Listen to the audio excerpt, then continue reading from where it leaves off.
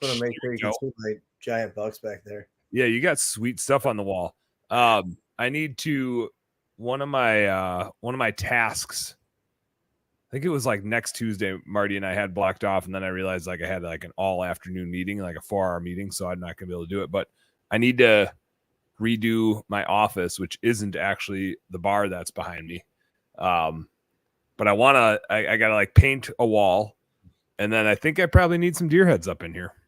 Probably some Euro mounts. I think Euro mounts would be good. Like it's hard to get a shoulder mount up behind me.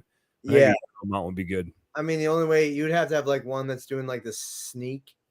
Yeah, just like creeping into the frame. Yeah. What's up, guys? It would be like your Time's Up outdoors post. It'd be like, I need to talk to you about your extended warranty. Like, what you do that. Yeah. I decorated this office quite a while ago, actually. But those bucks are very. Wait, where are they? They're over there. You're in the right area. Shit, I don't even remember when I shot those. One of them's actually broke.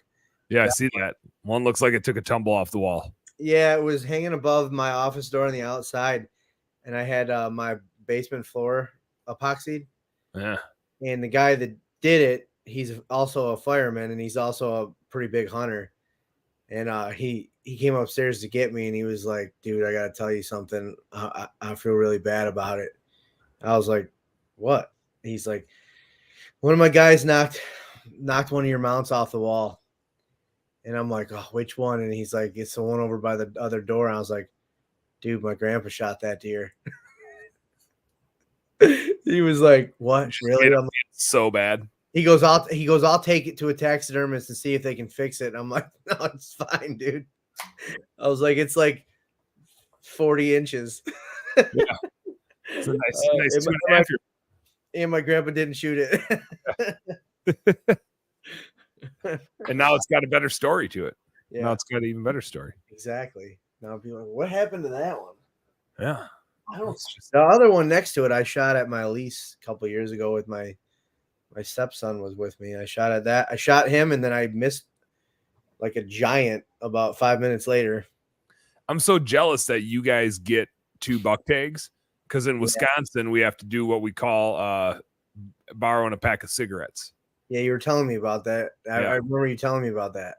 Yeah, if you shoot a buck and then you see another bigger buck, you got to talk to your buddies and be like, "Hey, I need to borrow a pack of cigarettes." There's a big push with a lot of Michigan hunters to get it to go to 1 buck and to change.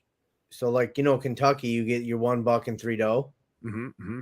Well, our DNR keep talking about how they want us to shoot more doe, and there's really not a big incentive to. You buy a combo tag, you get 2 bucks. You can use them to tag doe, but you're not gonna. Yeah, you're not going to. And then a lot of guys will buy that combo tag, and they're like, "Oh, I get 2 bucks. I'm not going to buy a doe tag." Yep. So they don't buy a doe tag, and then a doe walks by them, and they're like, "I wish I bought a doe tag." Well, if they had the tag was already set up, buck 3 does, you already have one, no matter what. Yep. So it would make guys more prone to shoot those does. I think you'd see a bigger, like the numbers are way skewed. Buck to doe in Michigan. Oh, really? It's really bad. It's really bad. And I can't remember, like halfway through the season, it was like 42,000 bucks had been killed and 16,000 does.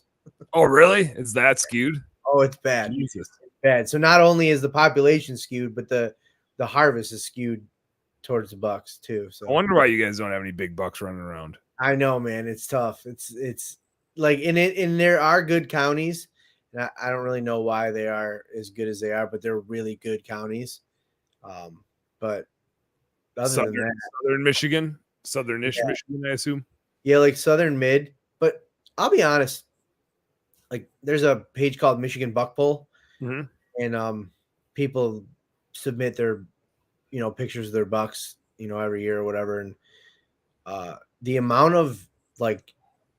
To the point of I question it and think their people are lying, because the amount of bucks that are just absolute giants getting shot in counties that nobody used to shoot big bucks in those counties, or be like way up north or public land, it's like, dude, no way. But it's just very, very much like it's very noticeable.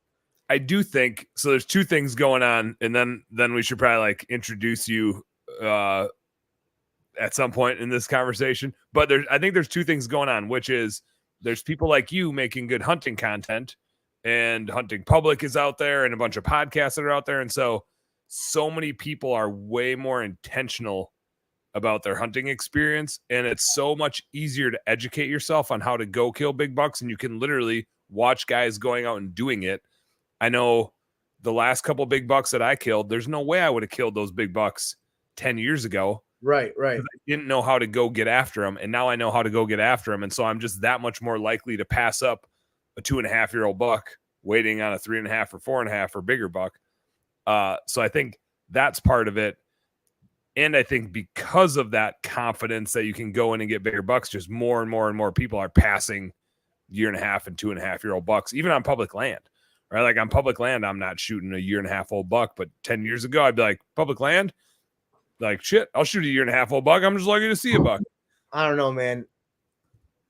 I shot this on public land. That's a dandy. That's a meat buck.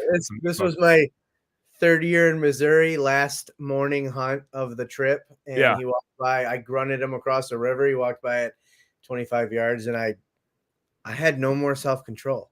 I shot an Illinois buck like that 3 or 4 years ago. Same thing. It was the last evening of the last day, and I was just like, the next deer I see is gonna get it because I got 2 tags. Yeah. No, you're right. You're absolutely right on all that, though. There's so much more information out there, and I think too another thing that helps is I think trail cameras help. More people have them now, and even guys using them on public land and whatnot. But yeah, I think that just knowing what's out there is making it easier to pass up a smaller deer. Right, because once when I used to hunt at my dad's, it was bucks. They were all small. I never remembered seeing it. I remember my dad shot a 120-inch 8-point. And everybody like gathers around for 2 days. I couldn't even believe how big that. I didn't even know. Like I was like, what is that? Yeah. And then after that, I was like, oh, okay. So there's bucks like this out here. Like maybe I shouldn't keep shooting these guys. But I think there's that level too. Is where it's like just knowing that the deer are out there where people didn't. Back then it was like, oh, there's a buck. I got to kill it. Yep. It might be the only buck I ever see. Get him. So. Yeah, I find it's actually probably very similar, like the amount of big bucks getting shot now by people like me who would have never shot a big buck 10 years ago is a strange parallel to the number of people scaling home service businesses. How do you like that for a transition, Zig? Very, very good. That's a good segue. Maybe we just end the episode right there. I don't even know if we need to follow that up. I think it's just that very, very good transition and very extremely true. Extremely true. But it's like the amount. I mean, even content like this. This probably isn't. This is more business entertainment content, I'd like to call it. But the amount of content out there to get knowledge, scale your business, know what pitfalls to avoid. Like people are putting out that content, and if you're willing to go get it and you enjoy it, and hopefully it's a bit entertaining, so you can digest all of it. It's so much easier to grow a big home service business than it used to be. There used to be a few of them. Now they're everywhere. Yeah. And it's just, and the people that are doing it are usually willing to share what they did to make themselves successful. Yeah. Yeah, definitely. Yeah. That's a really good correlation. Very true.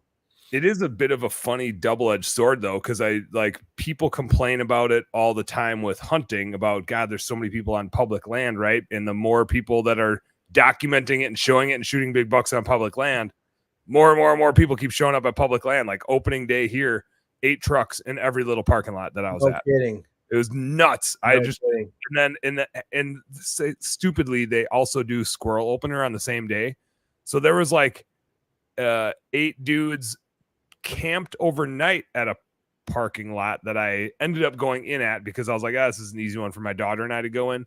And mostly I wanted Danny to go up in a tree in a saddle. And so we went up one stick and just hung out in the woods for an hour. But there were so many 22 shells flying around us. We just bailed. Yeah, that's scary. super scary. Like it's just not go a long way. Yeah, just dudes walking around with 22s. Like I'm just out. No thanks. Like probably not going to see a deer, and if I do, it's going to be sprinting, and I'm not going to get a shot at it anyway. Right. But it's just there's just so many more people in the woods because people know how to do it now. Not specific squirrel hunters, but just in general. Right. Sometimes I wonder too, though. Like I know that there's obviously a level of overcrowding, but sometimes I mean, 10, 15 years ago, I remember hearing guys talk about how public land was overcrowded. Yeah. So I don't know if it's because the hunting numbers haven't gone up; they've gone down everywhere.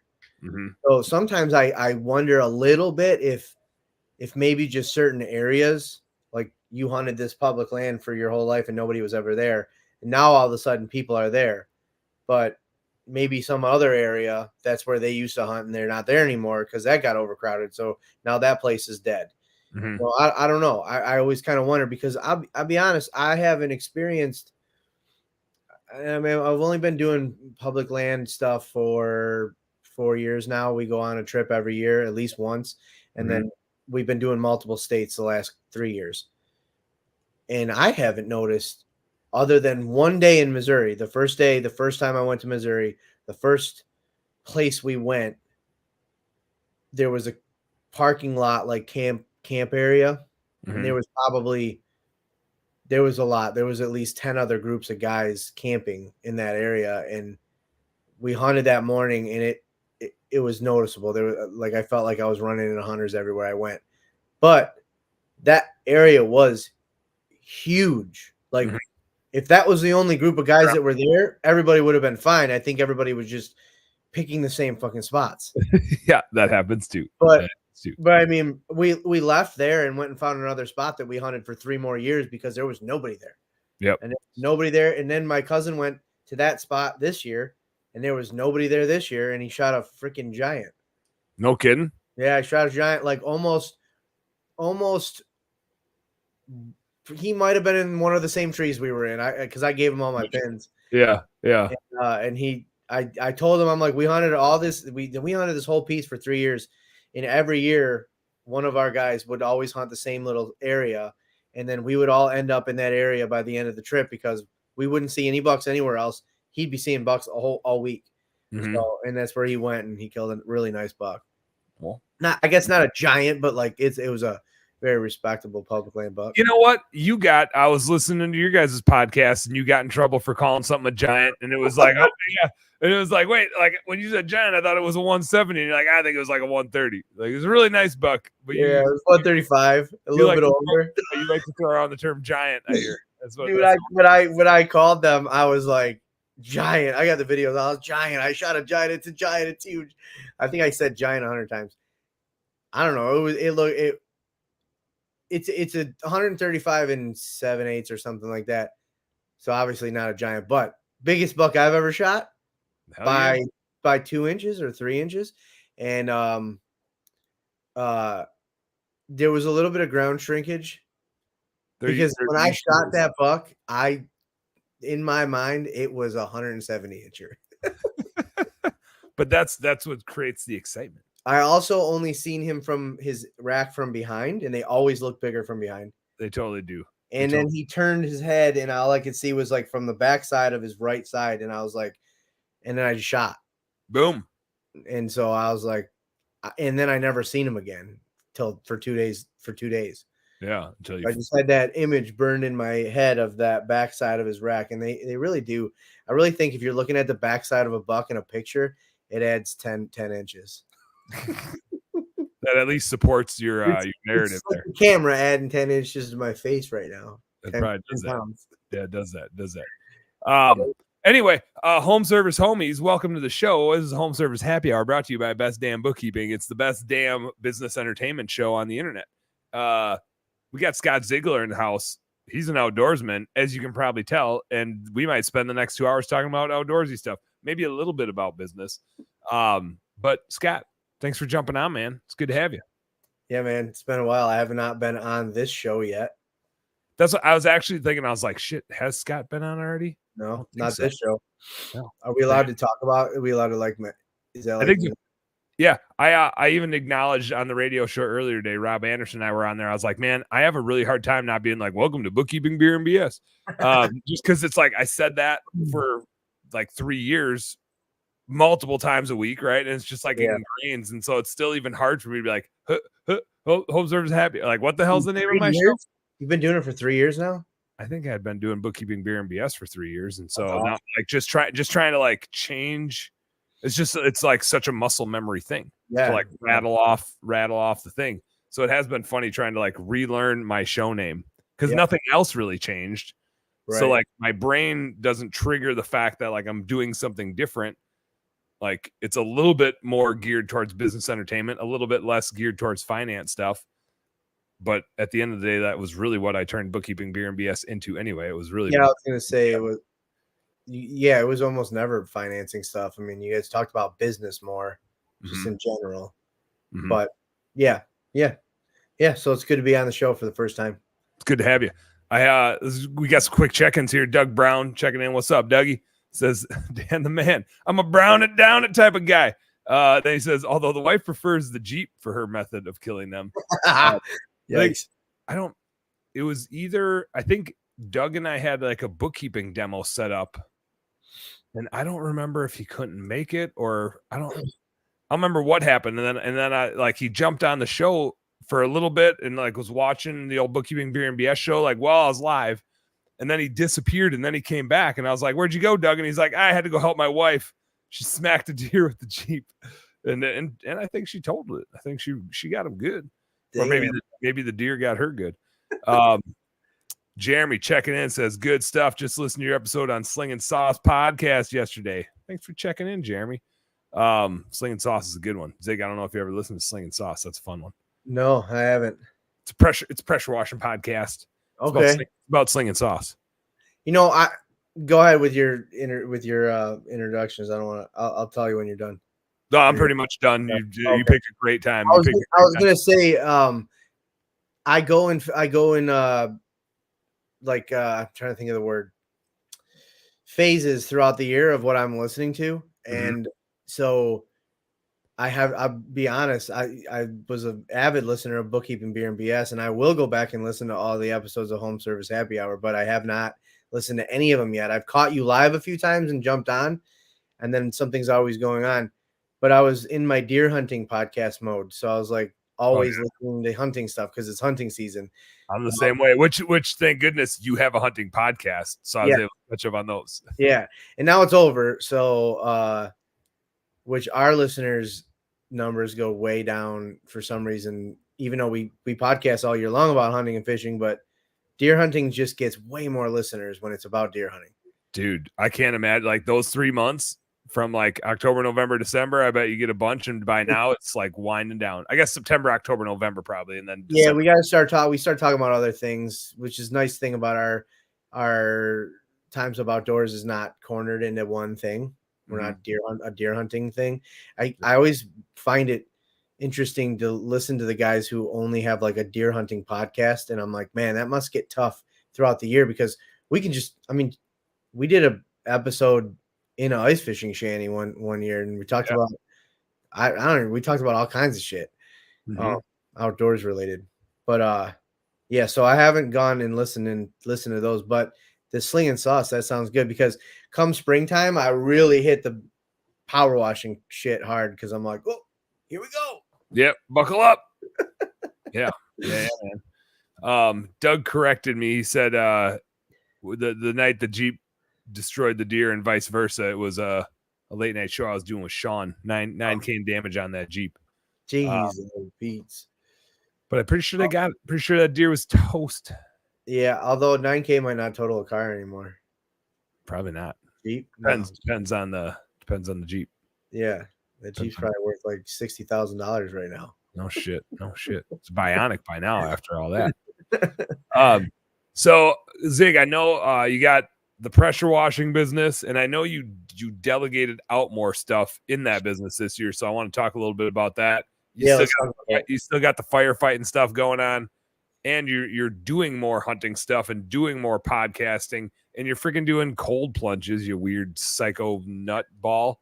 Dude, Yo, Wim Hofer. Is that the dude's name? Is it Wim Hof or something? He's the breathing guy. He's the breathing guy. He talks about the ice, the cold plunges too. I don't really like. He's weird. I can't really listen to his stuff. I like listening to Gary Brecka though. Okay, but he's yeah, only like half as weird, or what? What's that? He's only like half as weird, or what's yeah. He's Dana White's doctors, and Dana White's the UFC guy, so that's kind of cool. You know, like you can connect those things. It makes you not feel as weird. And Joe Rogan does it, so it must be cool then. I'm telling you, I'm addicted to it. But don't even get me started on that path. Oh yeah, we're gonna get it. We're gonna get you started, and we're gonna get you finished. What's up, Rob? Rob checking in. Doug says the Jeep wasn't totaled. They got some meat. Say $9K. I had $19,000 worth of damage done to a pickup truck, and they didn't total that. Oh really? Dang. Yeah, they like fixed it, and I was really surprised. But yeah, anyways, yeah, I did. I delegated stuff out this year. What was that like a thing that you had a strategy and a plan and executed it, or was it let me just peel this layer. Let me peel this layer. Yeah, so we signed up and did the Conquer program last year, not the full on Conquer. They did like it was called AIM.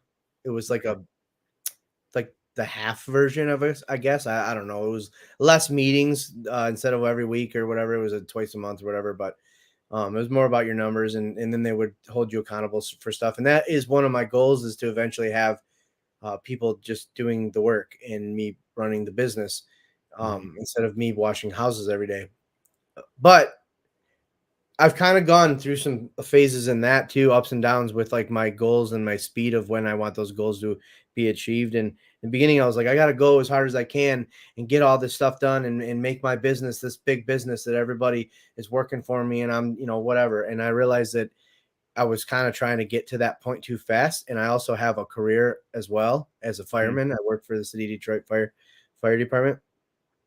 So that kind of was holding me back too, because I have that. And so I don't have a fire underneath me like some guys do that, quit their jobs and this is it. If I don't make this work, I'm screwed. Whereas me, if for some reason the power washing thing didn't work, I mean, we're fine. But makes more hunting content. Yeah, right. So, which, I mean, at this point, the lifestyle that we've created because of the power washing business, I don't want that to go away. So I figured just kind of slow and steady and build it up as I go. And there's no reason to rush into trying to make those giant changes. But this year, one of my goals was to have people working. And I started with one guy. He's like he's about to retire from he's a fireman, and he's about to retire from this. It's an army tank plant that has a fire department. And so that's where he works. And really cool guy. Did great. I don't think he was super comfortable working by himself. I let him work by himself a couple of times, and he did really well. And then two people that work in my firehouse, actually, one of them, Casey, she has a gutter cleaning service that she does gutters. And then she doesn't advertise much. She doesn't really push it hard. But so when she wasn't busy, she would work. And then this other guy, Tom, he also works with me. He works for her. And like, so he would check with her first. Do we have it tomorrow? And then you're getting sloppy seconds on Tom. Hey man. Yeah. You want to work for me tomorrow? So, and then they started working more and more as the season went along. And it was cool. I had them by the end of the season. I was able to send them out on some jobs by themselves, and I felt comfortable with it. So next year, now that I've dipped my toes into that water, I feel more comfortable doing it. And I got myself over that whole like fear of having people do the job and realizing that like what we're doing here isn't rocket science, and they can screw up things just as much as I could have. As long as I teach them how to do the stuff right. And so much of it is just expectation and having a process. The problem solving part is the harder part, but then part of the game plan is like, how do we eliminate variables that create problems? Yeah. And then when like with Scott, the other guy's name is Scott too. He was sounds like a loser. I don't know. So he was like sometimes he was too meticulous. Yeah. You know, where I was like, you and I was the same way in the beginning, like every single spec.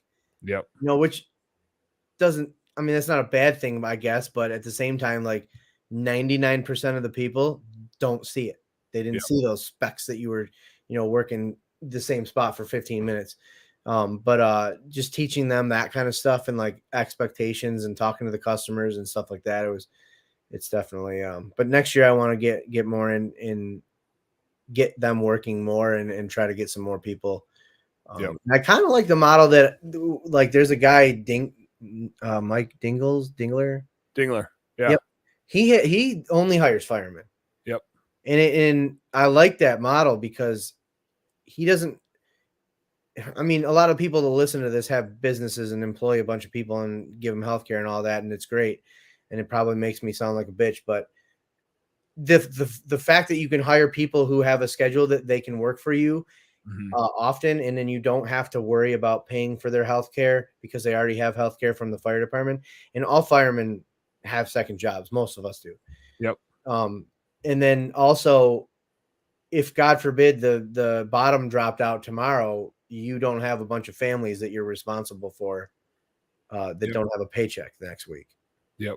Because they still do. So, I mean, and you're all used to the same schedule. You all generally have a similar set of values, right? You know they're not gonna like freak out going up a 2-story ladder, right?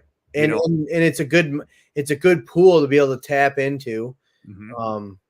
It's definitely, I kind of like it. Not saying that I won't hire other people that aren't.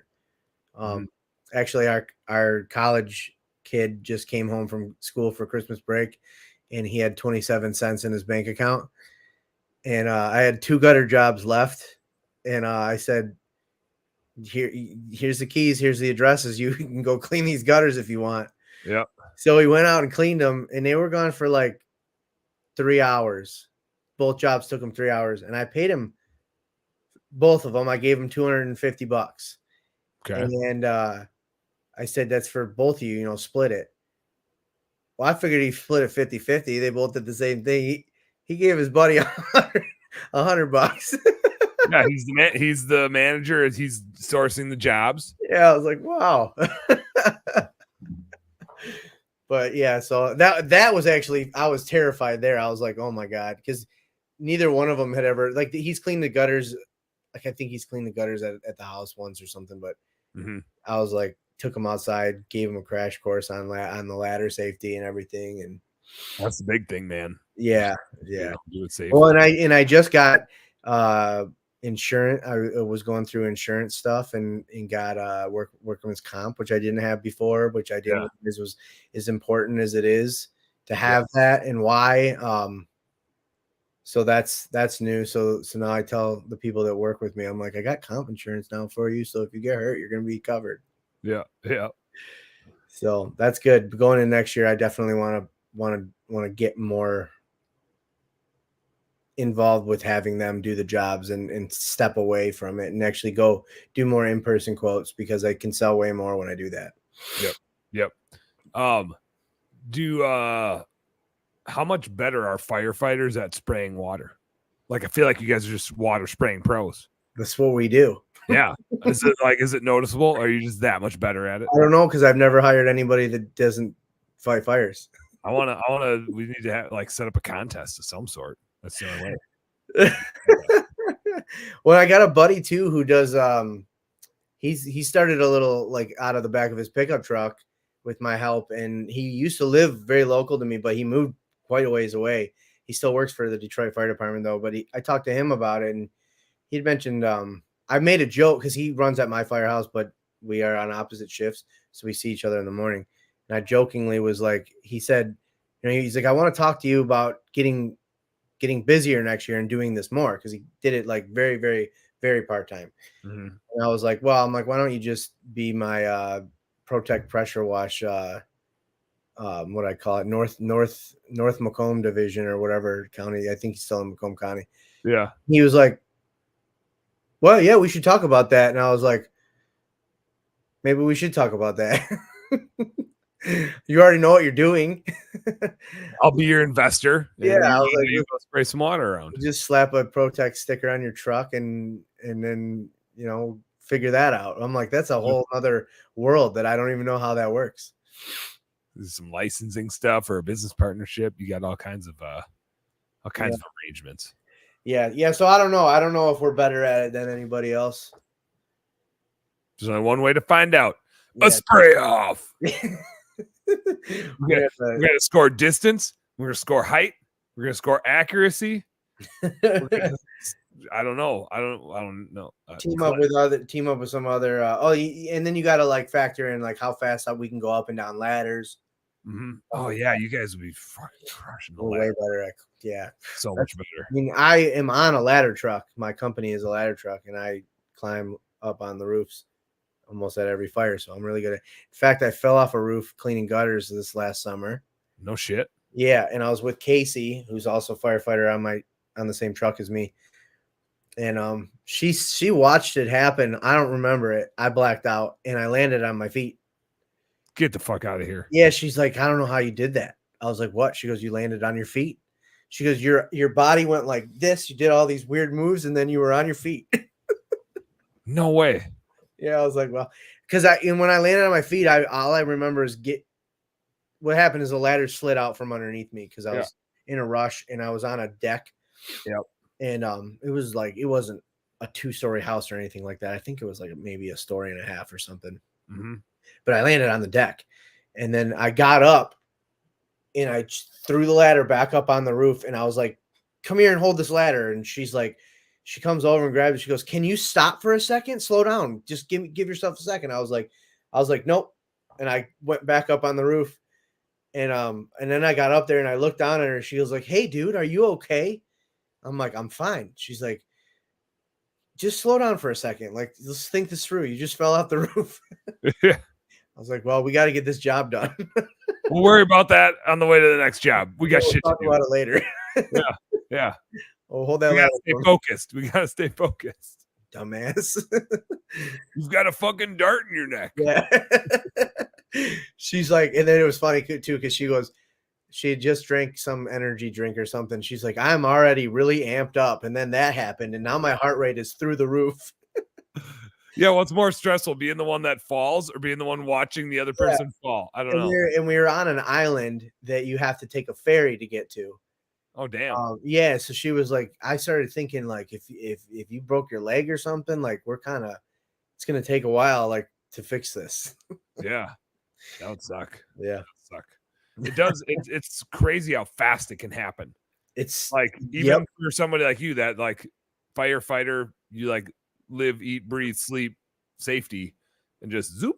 Well, and I should know. I mean, I do know that, but even if you know something as much as you know it, you still sometimes just disregard what you know. I was saying, sometimes it just makes you that much more overconfident. Like, you'll be fine because that could be it. Because I probably have had more instances of like close calls to severe injury or possible death than most people that aren't firefighters have in their life. You know, if you count how many times the average person has those experiences, I would imagine they're probably less than a firefighter would be. Naturally, you have those experiences. So I mean, some people probably have never had that happen, anything like that happen. Mm-hmm.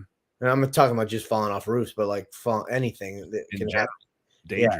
So maybe that makes me stupider. I don't know, but I have two thoughts about that. One is I had this realization, like, I have a shit ton of life and death experiences. Yeah. I'm just the one delivering the death. Get out of my way, white-tailed deer. Just laying them down. Bow, bow with the bow. I have a lot of life. It's very true. Yeah. I don't. My girls were asking me like how many deer I've shot, and I think this year I've shot 7 or 8. And that's like, yeah. Oh, nice. So I shot 2 in Kentucky, 2 in Illinois, 3 in Wisconsin, 1 muzzleloader, 1 rifle, 1 bow. 7. Damn, that's a good year. Some of them are pretty small, so it's like 2 of them really equals 1. The meat's super good. But that's like par for the course. Like that's the quota for the amount of meat in our household. It's like 5 or 6 deer. Yeah. And I've been doing that since I was like college age. So like almost 20 years now, I shoot that many deer. Like I've probably killed close to probably somewhere in the 150 to 200 deer range. Yeah. Like when I think about it, I'm just like, man, like I should be way better at this than I am. That's usually the thought that I have. Like I'm like, if I've killed that many, how many have I screwed up on? And why do I suck at this sometimes? Yeah. It is funny though, because it's like, even when you're like, I'm good at it, but I take it for granted and it causes me to do stupid stuff. Like the big buck I wounded in Illinois. Like I literally shot a shot that I had said to myself as this buck was coming in, don't take a stupid shot. Don't take a stupid shot. There's an opening. Get him. You know, it's just like, you just do something stupid. Dude, the amount of stupid things though that like you had to add up and you can remember them all in your head. Mm-hmm. It goes back to what I was just talking about. You would think all those near death or near severe injury experiences would make me think twice about things. I don't care how many times I've screwed something up. When I get an opportunity to screw something up, I take it. Well said.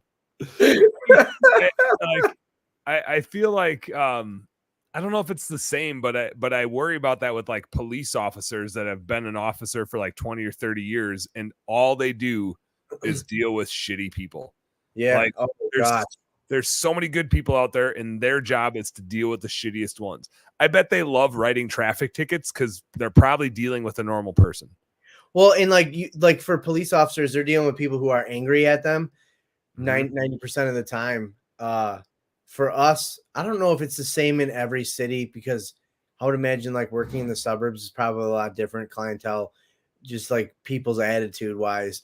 In the city though, it's the same thing. Like we're dealing with people who are like last night, our engine went on a run for a fire in the bedroom. The mattress was on fire, and the lady went off on one of the guys for going in the house. She thought that 2 of them only needed to go in, and the third guy that went in, she just freaking like lost their shit on him and was like screaming at him and calling him. I can't remember the names that they said that she called him. It was pretty funny though. But like we deal with these people that are angry too, which is and you're like, yo, I'm trying to get a fire out of your space. Yeah. What in what world would you be met? Like you just want me to leave it? We had a guy back in when I worked in Highland Park. There was a guy that his house was like well on fire. Like the back of the house, all the windows in the back of the house had black smoke pumping out of them. And we were going in the front door, and he did not want us to go in with our boots on. Like we had to throw him, like one of the guys literally had to throw him off the porch because he was grabbing us and pulling on us to get us to not go into the house with our boots on. And we're like, it was a cultural thing. Bigger problems. Yeah, it was a cultural thing. Like whatever his culture was, they didn't. Yeah, that was, you don't go in their house with their shoes on. But we were like, dude, we breaking rules right now. We ain't going in with socks on into a burning building that we're trying to put a fire out. Hold on, let me take these boots off. Yeah. Out of respect, sir, get the fuck out of my way. Yeah, so I don't even know how we got onto that, but I don't know. But Doug Brown, I meant to put this one up earlier. He says, I'm with Zig. I'm delegating more this coming season. Sadly, my right-hand person turned their 2-week notice in today. 2 doors will be opening. All I got to say to that, Doug, is always be Cruton. Yeah, always be Cruton. ABCs. It's a really nice feeling to be able to do that. Not only is it really nice to like, it's a double-edged sword because I have this feeling of like being lazy almost. And especially when I work with the 2 of the employees that I have, I don't want to talk about it too much with them because I'm like, I don't want you to think I'm doing this. Like, I just want you to do the work. I'm still doing work. I'm just doing other work, like different work now, so that you can continue to work. And like Tom, the one guy, he's single and he's got all the time in the world and he wants to make as much money as he can, but he doesn't want to open a business. So it's like, I'm providing him with a decent way to make a decent amount of money without having to pour concrete or put roofs on houses. And he seems to enjoy it. So I like that. I also just don't want anybody to think that like I wrestle with those thoughts Dude, of like, do they yeah. think I'm a lazy piece of shit because I'm not out there watching them with them when I've been watching for the last 4 years?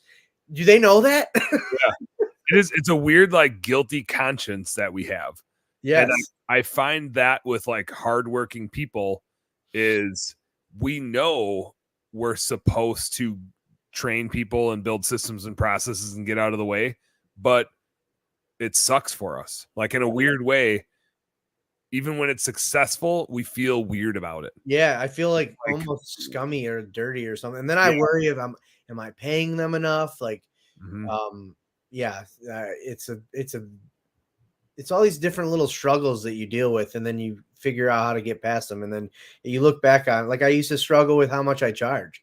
And how I remember the way I felt when I would send quotes and I'd be like, this is the worst. I'm a piece of shit. And I would go in and reduce the price because I was a piece of shit. But now I look back and I'm like, here's my I'm a piece of shit discount. now I look back at it and I'm like, you want to pay my price? You're a piece of shit. Yeah, this is just what it costs. What do you think? I want to do this for free? It's not expensive. It's just unexpected. Yeah. No, what was it? It's not expensive. You're right. It is. That's what he said. It's unexpected. It's the going rate. This is the going rate. Oh God! My going rate just happens to be twice as expensive as somebody else's, but this is the going rate because I said so. I just saw in one of my local community pages, a lady went off about A1 Garage. Oh, really? Yeah, which I never see anything bad about them. Like, I see all kinds of positive stuff, but oh my God, this lady had a million things to say, which most of it was pretty much bullshit. I was gonna say she was just that customer that. Yeah, they sold her a bunch of stuff that she claims her neighbor came and looked and says she didn't need any of it. Yeah. She just needed a sensor. And I'm like, well, maybe you didn't have to buy all that stuff, but you also didn't have to buy all that stuff. You bought it. Yeah, so you made the decision. Yeah, they made sales recommendations to you on things that you could use, and you took it, and then now you're mad because somebody told you didn't need it. I mean, and that's bullshit too on her part, because it's like, yeah, you can take your vehicle in, and yeah, they're gonna try to sell you on the air filter and the wipers and all that, and like, you need to be an educated consumer and say like, no, I don't need you to change the fog lamp because I can go to AutoZone and buy a little do it myself. I can crawl under the car for 2 seconds and change that bulb. Right. Or maybe you're like, yeah, I can change the battery out on this vehicle, but I can't change the lamps because you got to take this thing out and I don't have the tool for it or whatever. But it's like, you got to be educated enough about what the hell you're buying. Well, I had a customer 2 years ago, apartment complex. I cleaned their gutters and I gave them a price. The president of the board or whatever approved it. She signed the contract, whatever, and I came out and cleaned the gutters. And then I sent him the bill. And the next thing I know, I get this guy from the board calling me, telling me that. So what happened was they rushed. They were looking for quotes. They couldn't find anybody to respond. I responded with a quote. They accepted my quote. I cleaned the gutters. The day after I cleaned the gutters out, another company responded with a quote that was way lower than mine, like very much lower. And he wanted to pay that price. And I was like, no, that's not how that works. And so then he's telling me that this other company told him that I overcharged them and that there's no way that it costs that much. And it was a big, huge freaking runaround. I finally got paid, but it took me like 2 months. Yeah, you were willing to pay it before. Oh, they accused me of not even cleaning the gutters. I went out there and I took drone video of all their gutters and I sent it to them. I'm like, look, they're all clean. Because I didn't want to climb back up on their roof. Dude, I had to clean 4 times because they got it clean and then leaves kept falling. And they'd be like, you didn't clean this. I was like, dude, it was windy yesterday. Yeah. That's not compacted leaves. That's all fresh leaves that blew in there yesterday. Yep. Like, I cleaned it. I took a picture of it and sent it to you. Yeah, and that's probably those leaves aren't going to clog them up. It'll be all right. Yeah, or pay me again. Yeah, I'll do it again. But this isn't. I didn't charge you for a recurring maintenance fee to come and clean them every week. I charged you for coming out one time to clean them. I can't remember how I have mine worded in my quotes. Like, I have something in there so that I can kind of cover my ass with that. But I do try to wait until most of my, like, I'm pretty flexible with my customers. I call them and find out, like, how is it looking around your house? Instead of going out there when I want to go out there when it's warm still. And I'm like not hunting that day. Yeah. It's warm. No sense of being in the woods. Let me come and knock out some gutters quick. Hold her out. Yeah. So that's the goal next year, is to get more work for those guys and be able to actually do more, like, work on the business, not in it, I guess. Mm-hmm. Doug chimed in. He said, we are ABCing. He says he thinks in the long run it will be a positive change. It usually is. It always sucks when somebody's leaving in the short run, but it tends to be that you upgrade, and you wouldn't have gone looking for an upgrade if they were still there. And you put up with their crap, and then eventually they leave and you hire the next person. You're like, oh my God, why was I putting up with this crap? My biggest worry next year is, like, and I'm not like a doomsdayer or anything like that, but just the economy. I just feel like an election year is gonna maybe slow things down a little bit. And I feel like they slowed down a little bit this year too. Definitely. Even though I made the same amount of money and did less work, I still feel like it was, I got way less phone calls. Yeah. And so, and then even in talking to, we use click call sell, and talking to my guy, Brian, I believe his name is, he's, sounds like it was a lot of people were experiencing the same thing with their Google ads. And Google ads are just getting worse and worse too, because Google LSA is higher real estate. So any place that has Google LSA ads are going to perform as good. It sucks. In my area, all we have is Google LSA for window cleaning. And I know there's a subsection of it for power washing, but it still makes it so we get a shit ton of window cleaning calls. And when people are calling, you like toggle it off. I think I did. I think you're the one that told me how to do that. Yeah. And it finally stopped, but it was like all year, and all these people that were calling, they want their insides done too. Yeah. Which we don't do that anymore. So I was like, it was pissing me off. It was wasting my time. But yeah, no, I got a call the other day from a LSA ad for Windows. Maybe there's still Windows on there or something, or they're looking at my website. As I say, even once you select what you're paying LSA for, you still got to like go into your profile and toggle. Well, dude, it's services. What's crazy to me is when I started in 2020, I didn't pay anybody to do any of my ads, and I ran my own Facebook ads, and I ran my own. I did the Google ad, like the smart ad. My phone would ring 10 times a day, and it would be, you'd answer, and it would say it was a Google ad thing, so you knew, and then the person would start talking. I'm talking like the amount of phone calls I would get when I did that on my own and just threw a little bit of money at it. Same with Facebook. I think my first year in business, almost all of my jobs were generated off of Facebook almost. And now it's like, dude, you gotta be spending all kinds of money at that just to get it to work. Yeah, their algorithms keep changing, and they're like, I mean, of course, they're just maximizing profit, right? Yep. Max. And so they're figuring out how much they can bleed out of a click. Yeah. Before you hit the point of diminishing returns where it's like, it's not a good deal anymore. Yeah. Just do it because I need more clients, but it's not good. You can't shut it off because your competition isn't shutting his off. Yep. So then you're going to lose, you're going to drop that ball. And I do still think most people go right to Google to find these services. Yep. I'm going to do a lot more with yard signs next year. Those work pretty well. They do. Yeah. I don't know why it took me a long time to buy into it and like realize that they work. It doesn't make a lot of sense that they work. No, it doesn't. I didn't do any signs for the first 2 years because I was like, I don't ever.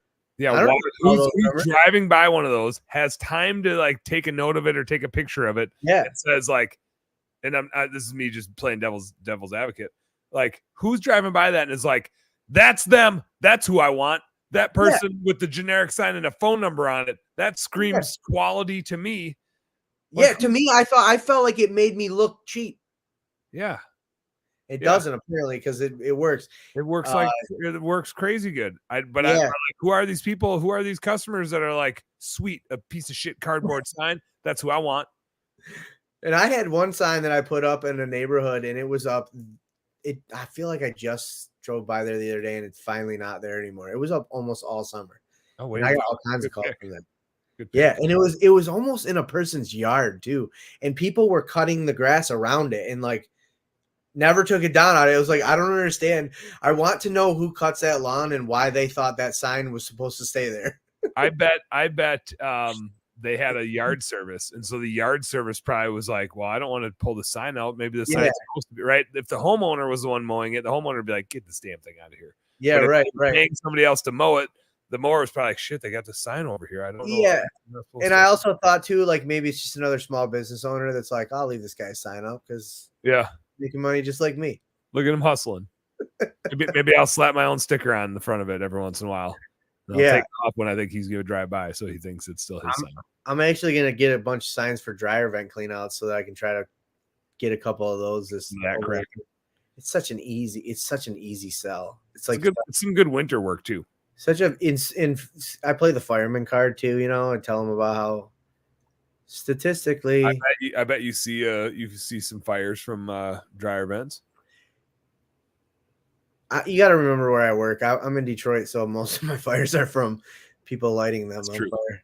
But we do see them, and statistically, it is a very large cause of house fires. So I'm not, when I use that line as a selling point, I'm not lying about it. It's very true. But how often? I suppose this is like a bit of it depends. But how often is somebody supposed to get their dryer vent cleaned out? Like annually, every 2 years, every 5 years? I bet, I honestly don't know. I would imagine it's 1 year for every bend that's in it. My dad tells me you should do it every single year. Yeah. But I would imagine like some are probably, if they have a bunch of bends or they're really long, you probably should get them cleaned out more often than others. Now let me play devil's advocate on this too, because when mine is super clean, I notice that my dryer is cold as fuck inside. Because the cold air coming from the outside of the house. Like in the winter, like if the clothes have been sitting in there for a while, I'll open up and this shit's it is. You're right. It almost feels like they're wet. You're like, is these so wet? Yeah. But if you leave some lint in that dryer chute, then it helps insulate so your dryer doesn't get so cold. Dude, I thought there's a guy on YouTube that's all he does is dryer vents, but he gets like he goes into the house, takes the dryer away from the wall, takes the back of the dryer apart. He like cleans the whole thing. Business. Yeah, like we're just doing the dryer vent, like, and that's what we tell you. Like the expectations. This is all we're doing is blowing out the. We're unscrewing the thing. We're backing it all out. We're brushing it. We're pulling it. We're screwing the thing back on, and we're caulking it. And we're out of here. Dude, I've watched some of his, and I'm like, people got like he'll open them up and like water will just start pouring into the people's houses because they're so clogged that all the water was just sitting up in there. Up in there, yeah. Like, dude, what the fuck? I can't wait till I get into one of those. That's intense. Call my heating and cooling buddies. So what as you grow the business here and playing the employee game, what was the shittiest thing about it this year, and what was the best part about it this year? I think the shittiest thing this year was dealing with the slowdown in the phone calls and like having anxiety about that. Yeah. And then not like allowing myself to look at the numbers and be like, you're still doing all right. Like your numbers are better every month than they were last year. Yep. So that was the shittiest thing for me because it was a grind. Like it was like mentally a grind for me. The best thing was definitely the days that I wasn't washing houses and somebody else was. And you're still making money. Yeah. And I had a couple days where I had something going on, or I still don't, because the people that work for me work on my shift. So I haven't gotten to the point where I'm at the firehouse and my trucks are making money. That's like the ultimate. Like that will be a good day for me. Got to start recruiting that other shift up. Yeah. So what was I do? I know the one day I had them working, something with my kid, and I was able to do that. And they went out and got these jobs done. And I had, the ability to do what I had to do that day and not miss out on it. So that was really cool. That was nice. It's sweet when, especially like family stuff like that. Yeah. It's or deer hunting stuff, or family stuff. Yeah. What? That's what I was talking about. What were you talking about? Deer hunting, ice fishing, family stuff.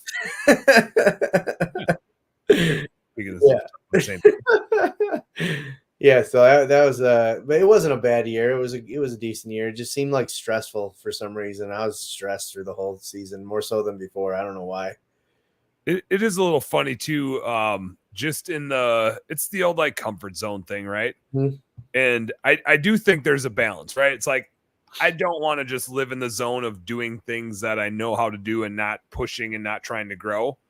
But I have definitely been my own victim, and I like that word has like a really negative connotation, but I've been my own worst enemy in that, where it's like, no, I just got to push harder. No, I just got to be tough. No, it's this. And I have made myself miserable. Like I did that at Blue Skies for so long. I was doing stuff that nobody had any business doing. And I was like, just got to persevere. Just got to be tough. I'm staying out of my comfort zone, blah, blah, blah. No, I was so far out of my comfort zone. I'm a fucking idiot zone. Right. Yeah, right. I was doing things that were wildly uncomfortable because they were stupid. Yeah. I wasn't strategic about it. And so, I mean, like I thought I was being strategic about it. In hindsight, it was just a really shitty strategy. I was being strategic, just the strategy really sucked. Yeah. But like in my mind, I'm just like, no, this is okay. I got to be out of my comfort zone. I got to do things that suck. I got to be uncomfortable, blah, blah, blah. But it's like, I enjoy working hard, which is I do too. Right. And that can be like a slippery slope. And that's probably why we like hunting and fishing and stuff like that. Like outdoorsy hobbies are a shitload of work. Yeah, I like doing stuff that's not easy. Yeah, like that's where the pride and the joy comes from. And so it's too fun. Yeah. And you can totally just become your own worst enemy of like, I enjoy this hard work, and you can push it too far where it's like, oh shit, I need to get back closer to my comfort zone because right now I'm doing stuff that's not actually helping anybody. I'm just like embracing the suck a little too much and trying to like it's pumping my ego up that I'm doing these hard things, but I'm actually just like not happy, and I'm making the other people around me not happy because I'm working so hard on these things that I'm not actually like going to my kids' thing because I got to work hard and I got to do this tough guy stuff.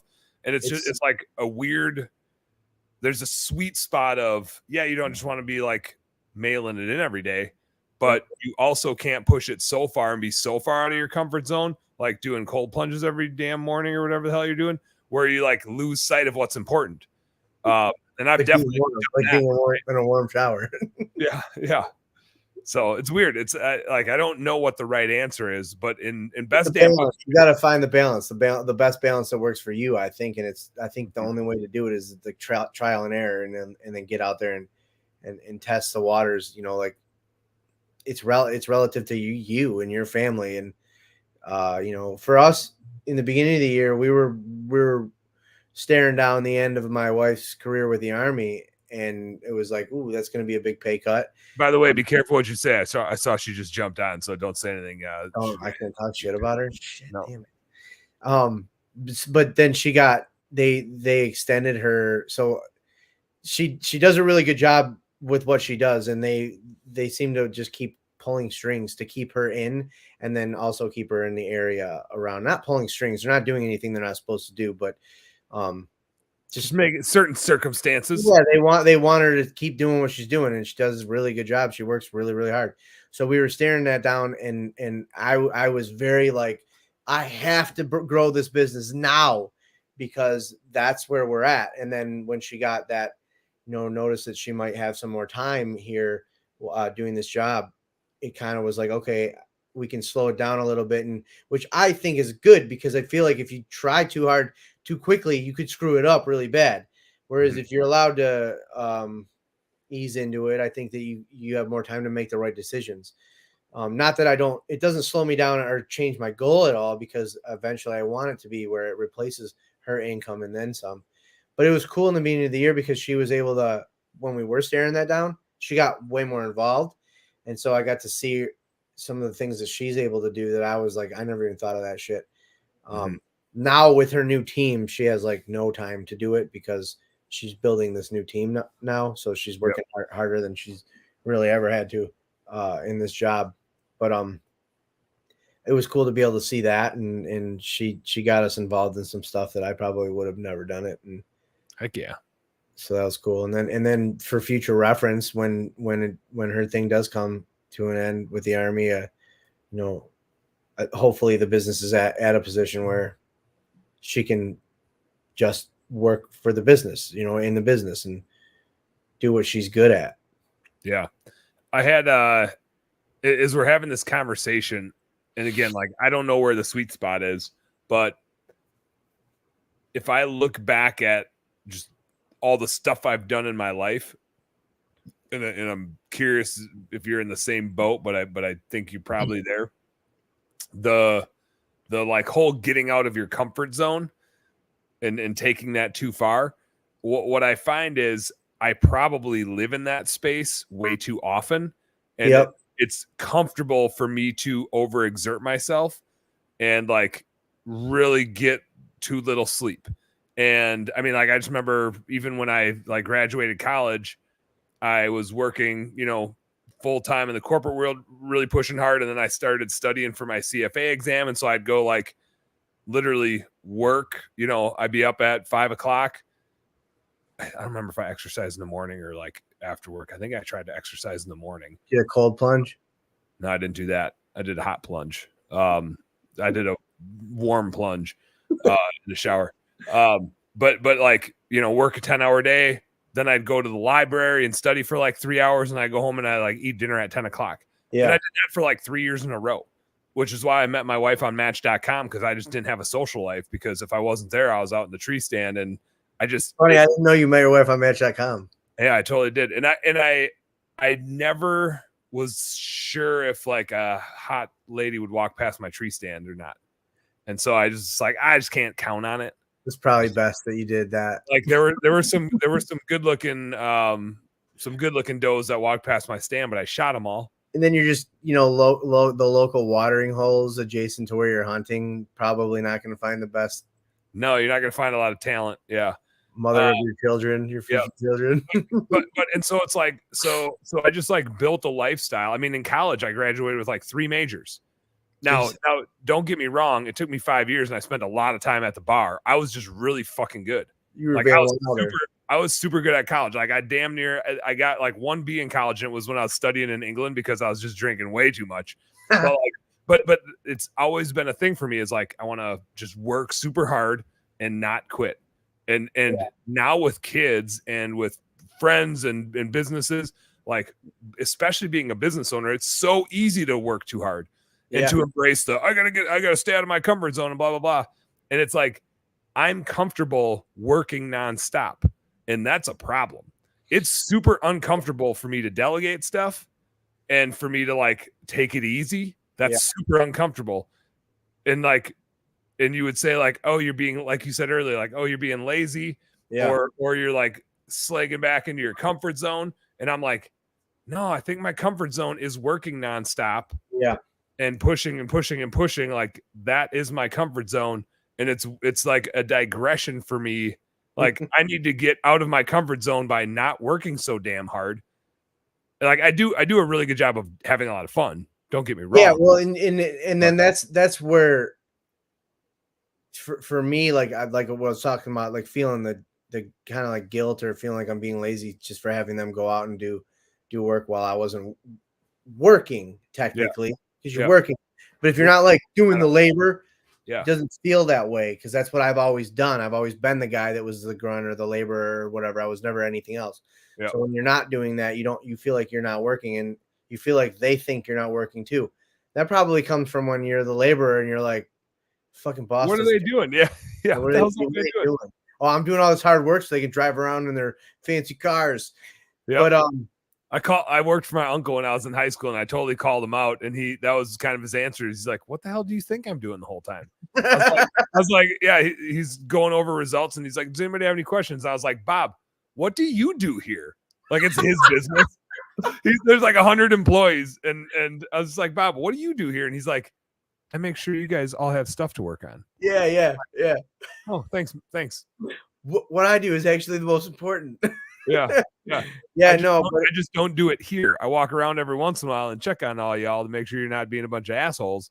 But then you throw in like the anxiety of like trying to make sure that you're being a good father and good husband and all those other things. And then when you're doing that, you're feeling guilty. Like I know there's something that I need to be doing for the business, but I can't right now because I'm watching my kid play with Legos or whatever. And then when you're not doing that, you're thinking I should be watching that movie with my kid that he want to watch. It's just a balance. You got to find the balance though. Like we were just talking before, it's the balance.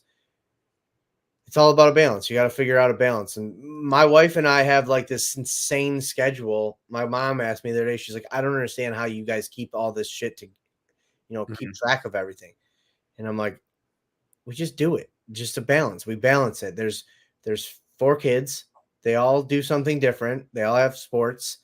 There's my wife's job. She has her oil business where she makes witchcraft in our basement. And yeah, I still got some of that from when we saw you at the Huge. Yeah. So she does that still, and she's like trying to grow that. And then there's me and my business and my career. And then I also have a podcast and a TV show that we produce and, manage the social media for that and try to keep that growing. You do a good job. You do a good job with the social media.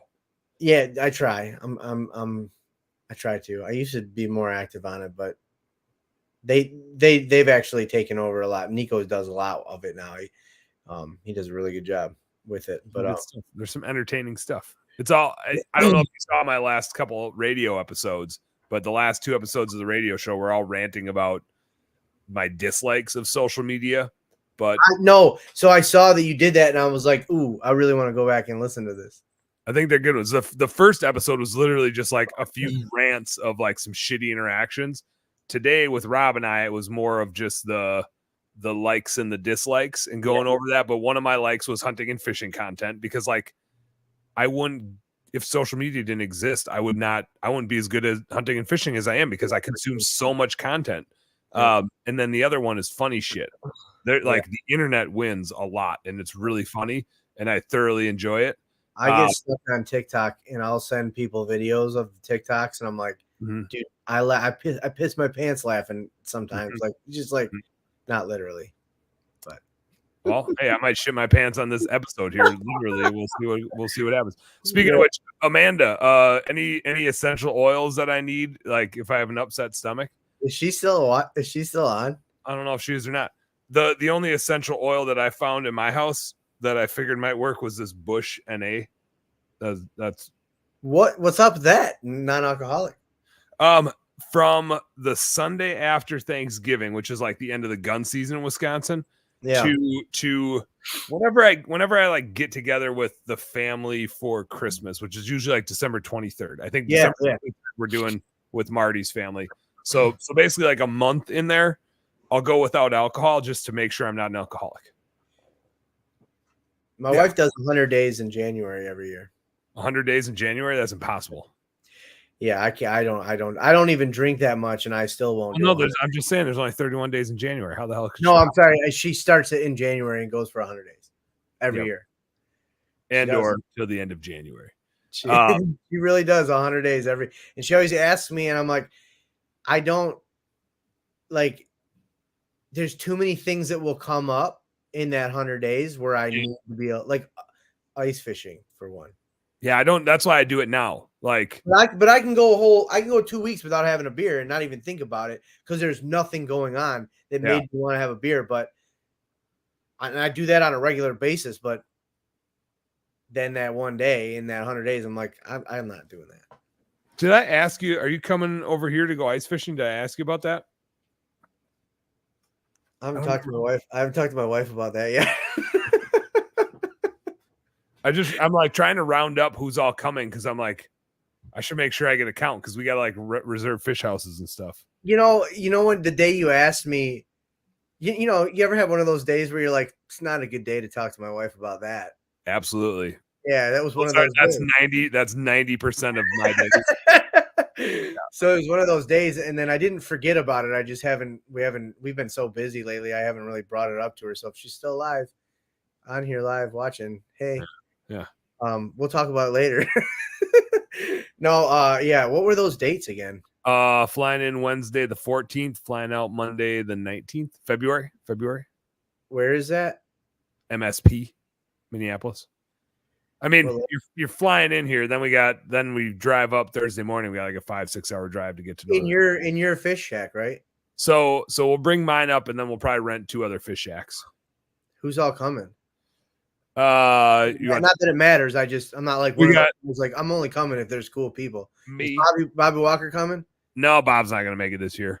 Damn. We got me, we got Clay and Derek Davis, okay, Jonathan Maynard, Rob Anderson, JC Chanowski, Angela Schroeder.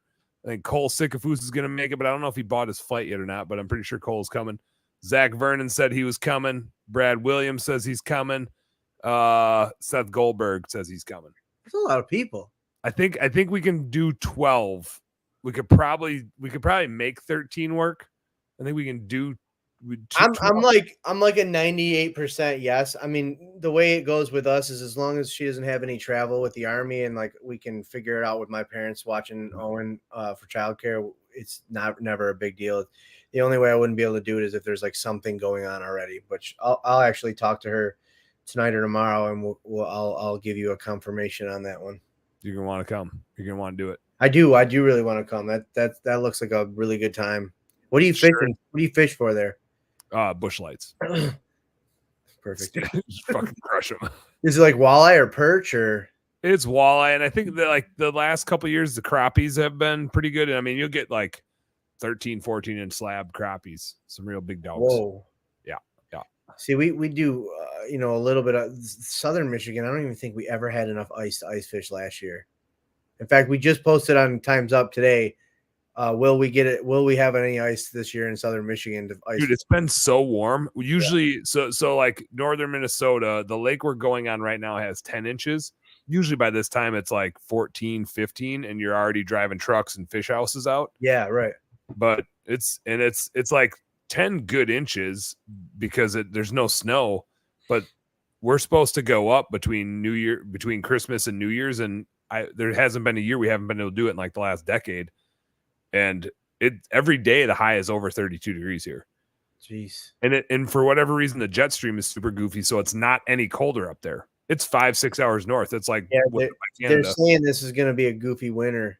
Mm-hmm. But even last year, like I did a trip up to Higgins Lake up in northern Michigan, and I didn't do it last year because I'm kind of like, if the ice isn't good, I'm not. Yeah, I'm not going on iffy ice. I like ice fishing a lot, but I'm not one of those guys that loves fish don't taste that good. Right, I'm not risking my life. They're not that good. In like the week before we were going, people were online talking about how the ice was trash up there, and I was just like, I'm not gonna go. It ended up being fine for them. They went up and the ice was fine, but it was like more of a last minute kind of thing, and the guys that were going were more able to have last minute plans where I'm not with my family. So but yeah, I definitely want to do that. And ice fishing is just like the perfect example of like, it's a lot of fun, but it's a whole shitload of work.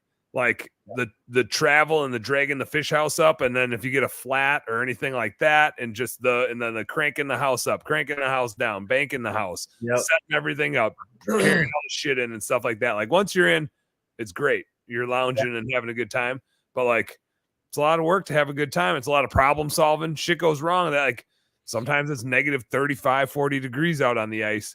Like if you don't like solving problems, you don't go out ice fishing and dragging. That's why I like all of that stuff. Hunting, fishing is like, it's like my moose hunt. It was a freaking challenge the whole freaking time I was gone.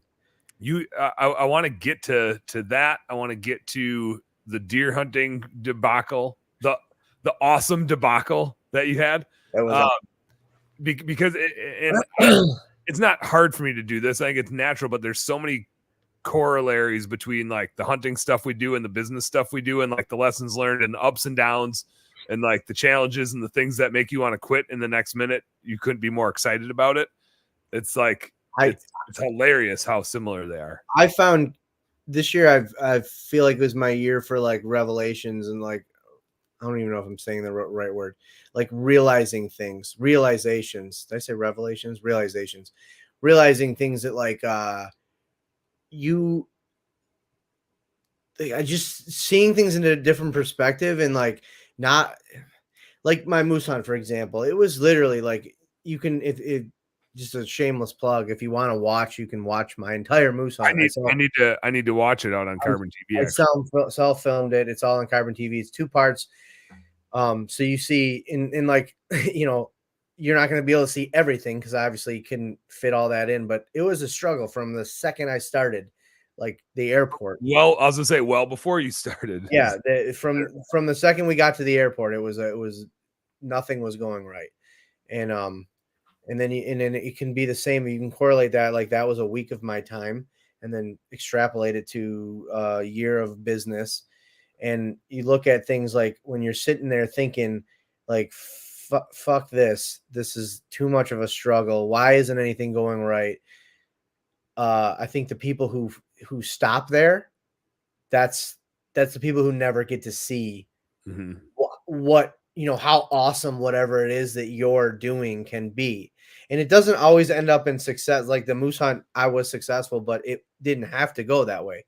Yeah. But with like business, if you stop in that middle of the road where it's like, this has been just nothing but a struggle and stressful, and like this is horrible, and I don't like anything about this, and what is the point? And then you just stop. You don't get to see it through. You don't get to see what it could be. And I think all that time where I like almost would rather have that a little bit of that struggle, because the guy that starts off anything, a hunt or a business venture or whatever, and it's just success right off the bat, and they never have any issues, they never have any roadblocks, those roadblocks are coming. And now you're so far into it and all you've seen is success. How are you going to handle it when stuff starts fucking falling apart? And you've never had that's been with hunting this year compared to hunting last year. Yeah. It's like, yeah. God, Okay. like my expectations of how this was going to go is just Yeah. wildly different than what happened this year. I'm sorry, man. And like he knew it was happening. Like while it was happening, he's like, I'm just going to be so spoiled. So for those that don't know, my buddy Ben got into bow hunting last year. It was like his first real year really getting into it. He shot a 135-inch velvet buck, which is like as big as Zig's biggest buck, right? It was actually probably, it was really close to my biggest buck. And he shot that like just on public land in Kentucky. Awesome deer. And then we went to Illinois and he shot a 178-inch buck on the first day, like tripped into it. And so like his first year, he shot 2 wall hangers, which it's like normally you would go, like great hunters will shoot 1 or 2 big bucks in a year, that get to obsess and like that's all they do is hunting. Me, I'll shoot 1 big buck every 10 years, maybe every 5 years if I'm like really onto him. And I'm getting better and I'm getting better and I'm getting better. And he shot 2 bigger than anything I've ever shot. Right. The first time. And then this year it was like he saw some big bucks at a distance. And that used to be a win for me. It's like if I went through a season and saw 1 or 2 shooter bucks like on the hoof, I'd be like, hell yeah, I'm doing something right, man. Yeah. Awesome.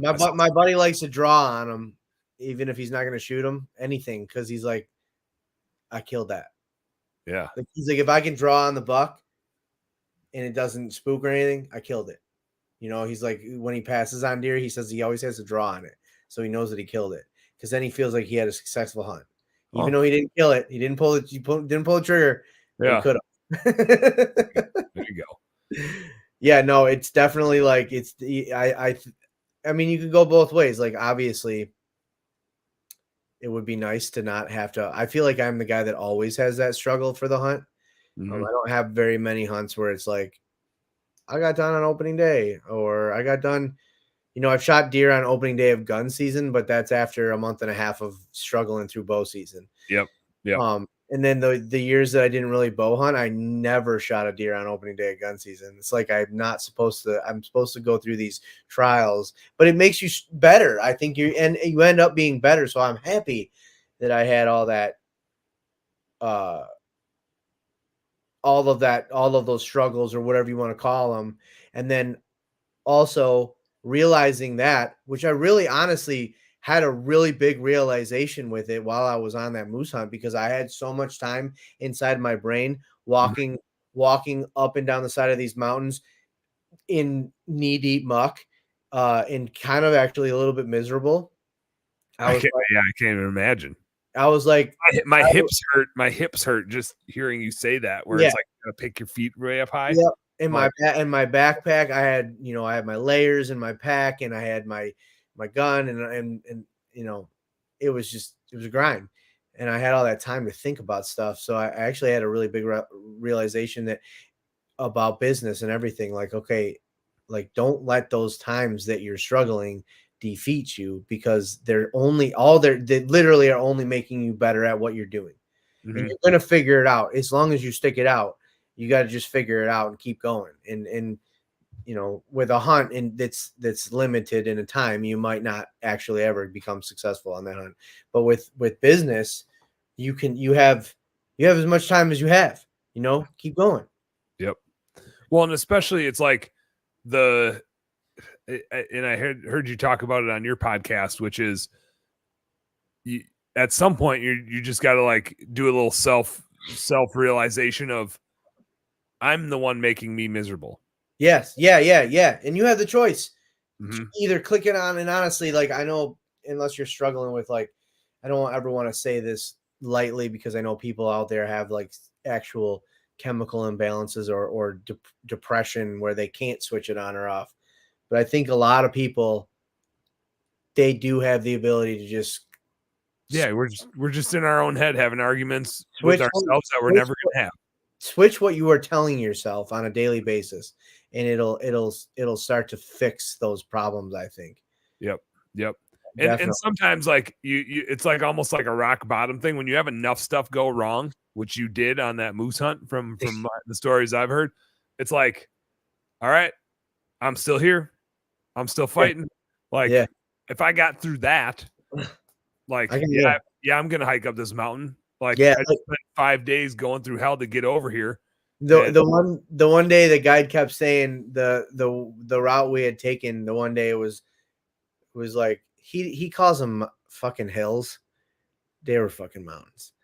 There's rocks on them. This guy, I kept calling them mountains, and he would correct me every time, and he would say hill. It's a hill. And I'm like, whatever, dude. A hill is rounded with grass on it. A mountain. Yeah, these are like, they got like jagged rocks in some areas that you can't climb. You got to go around this way. Mountain. Hashtag mountain. Yes, but he kept telling me, he's like, we're gonna go. Today's goal is to get to this one peak.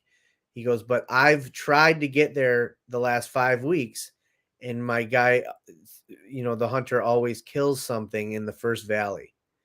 I'm like, okay. He's like, so I haven't even gone there yet. I haven't been that far yet this season. It was like a known area. And so I'm like, yeah, we're getting there today, bud. Trust me. And you're dealing with. Yeah, every single time we would get to a peak and there would be no moose in that valley, he'd be like, well, we'll just go to the next one. He's like, yeah, he's like, there's probably, I had a guy kill one 2 weeks ago in this next valley, and I'll be like, okay. Yeah, well, that one's not there anymore. Sounds like to me there's no more moose there. Yeah. Oh man, so should have been here yesterday. Story. And then we kept going and going, and I'm like, dude, what the fuck? And then it was like, and then I realized I didn't have any more food, and my water bottle was getting really low. And I was like, at one point, I was like, hey, Reg, how much water do you got in your pack? He goes, I didn't bring any water. I'm like, I'm dying right now. I'm probably gonna die. And there's water everywhere. There's literally water. You're in water all the time. Yeah. But you can't drink it because it's all stagnant, like nasty mud pool water. Yeah. So I had asked him, I'm like, I knew the answer to the question, but I'm like, can I drink this water here? And he's like, no. He's like, you gotta wait till we get down to the river. He's like, you want running water? I'm like, yeah, I know that. I'm like, I just was hoping that maybe for some reason it was different here. And so, but there was still like streams of water that was running down the sides of these hills. And I wanted to drink. I've never wanted to drink water so fucking bad in my life. And if he wasn't with me, I probably would have done it. You'd be like one of those assholes that's out in the ocean that just drinks the salt water because Salt water. you're Dude, like, I'm so fucking thirsty. You don't know what thirsty is until you have no more water. Oh man. And you know it's going to be a long time before you get it. It's insane what that does to your brain. Oh man. Like, in fact, the next day we were traversing an area that had several areas with rivers that we had to cross. And so I knew I always had water coming up. I wouldn't drink all of the water in my bottle because I needed to know I still had some. Because I knew what it was going to do. Rationing. Yeah, it was bad. I got dizzy at one point. I'm like, I need to eat something and I need to fucking drink something. But it was a struggle. That's tough. Yeah, especially, I mean, like, it's a physical struggle. It's like that's a physical struggle too, but it's like you're depleted of like shit your body needs physical, not just like I'm gonna get this hard workout in physical. Yeah, no. Yeah, it was definitely well, and the shitty part about that hunt was that it wasn't supposed to be that hard. Like, where I went to hunt, I didn't pay any money because it was gifted to me, but the amount of money that hunt cost, I can't even imagine. Like, somebody that, you know, isn't really prepared for that, or isn't somebody who enjoys that, because a lot of people that pay that kind of money to go on a hunt aren't the guys that want to do a grind of a hunt. They want to go out there and just shoot something. They want to shoot something and pay a taxidermist a bunch of money and be like, yeah, I shot this big thing. Yeah, and that's the kind of hunt it was. I mean, it was fly in, aside from the fact that it was in a very hard area to traverse. It wasn't like a canned hunt or anything, but it was in a place where there's supposed to be so many big giant bulls everywhere that's why you pay that much. And that's why you can only get there in a helicopter. But it was the weather. The weather was the worst weather you could possibly imagine having for moose hunting. And he told me the first 3 days, he's like, we're not, like, the one day we didn't even go out. We stayed in the cabin the whole day because there was no point. He's like, sounds like having shitty weather if you're a holiday light installer and you got shit weather in November. Yes. Like, damn it, it's prime time and we can't go do our thing. Exactly. And that was what it was. And he was, so the rest of the week we had better weather, but it was wind. I guess the bulls don't like wind. They get like into like the thick shit and you can't see them. So if you can't see them, what a bunch of candy asses. You would think, big right? Big ass bulls. You would think that they would be tougher than that. Yeah, you'd be like just walking around like this doesn't bother me. Yeah. Doing this. Yeah, like he had told me that he called them plywood bulls. Just figure out what that means. They said that they're like plywood on them. Oh, it's just a sheet of plywood. So when the wind hits it on the broadside, it probably blows them right over. Well, so he had said that the helicopter guide, or not the helicopter guide, but the helicopter pilot, on their way in, because they get flown in a week before all the hunters come in, and then they're there. They live there for the duration of the season. And he said that on his way in, the pilot told him that they seen three. They called it. He said, we saw 3 plywood bulls on the other side of this mountain that the cabin sits on, and he said that in 5 weeks he did not see those bulls. He said they saw them in the beginning, but then they didn't see him again. And then once the weather came, he never seen them again. And they don't go very far. Yeah, so they're there. They just get into like the thick shit. And it's amazing with the rack 50 to 60 inches wide. Dude, that thing could hide. It is insane how fast they disappear. In fact, my first shot I rushed it because I had spent the whole week seeing these moose, and then they disappear. And I'm like, where the fuck did they go? It was like they just walked into a hole. Like they would be there for 1 second, and then the next second they're not there anymore. And you're like, what? I get how a whitetail can do that. Yeah. But I don't understand how a moose can do that. They do the same thing. And there's not a ton of tall stuff there. It's mostly like stunted growth because of the weather. Well, this guy knows why the moose do that. Nico says it's because you suck at moose hunting. So. Oh, that's why they hide, just because you suck. So I love my friends. That's perfect timing. Perfect. It was perfect timing. I do suck at moose hunting. Hey, I mean, how many moose has Nico shot? 0. Okay. Same here. I'm Nico. Yeah. And that buck I shot was a giant, by the way. Yeah, Nico, we don't need to cover that ground. I already gave Scott a hard time for calling average bucks giant. So moose hunt success at that point. That was that September or October you did the moose hunt? Middle of October. That's a good time to go during the shift. During it's I do think that it's an underrated time to be deer hunting. I don't. But for me, I personally don't love being out hunting in that middle of October. Like I don't.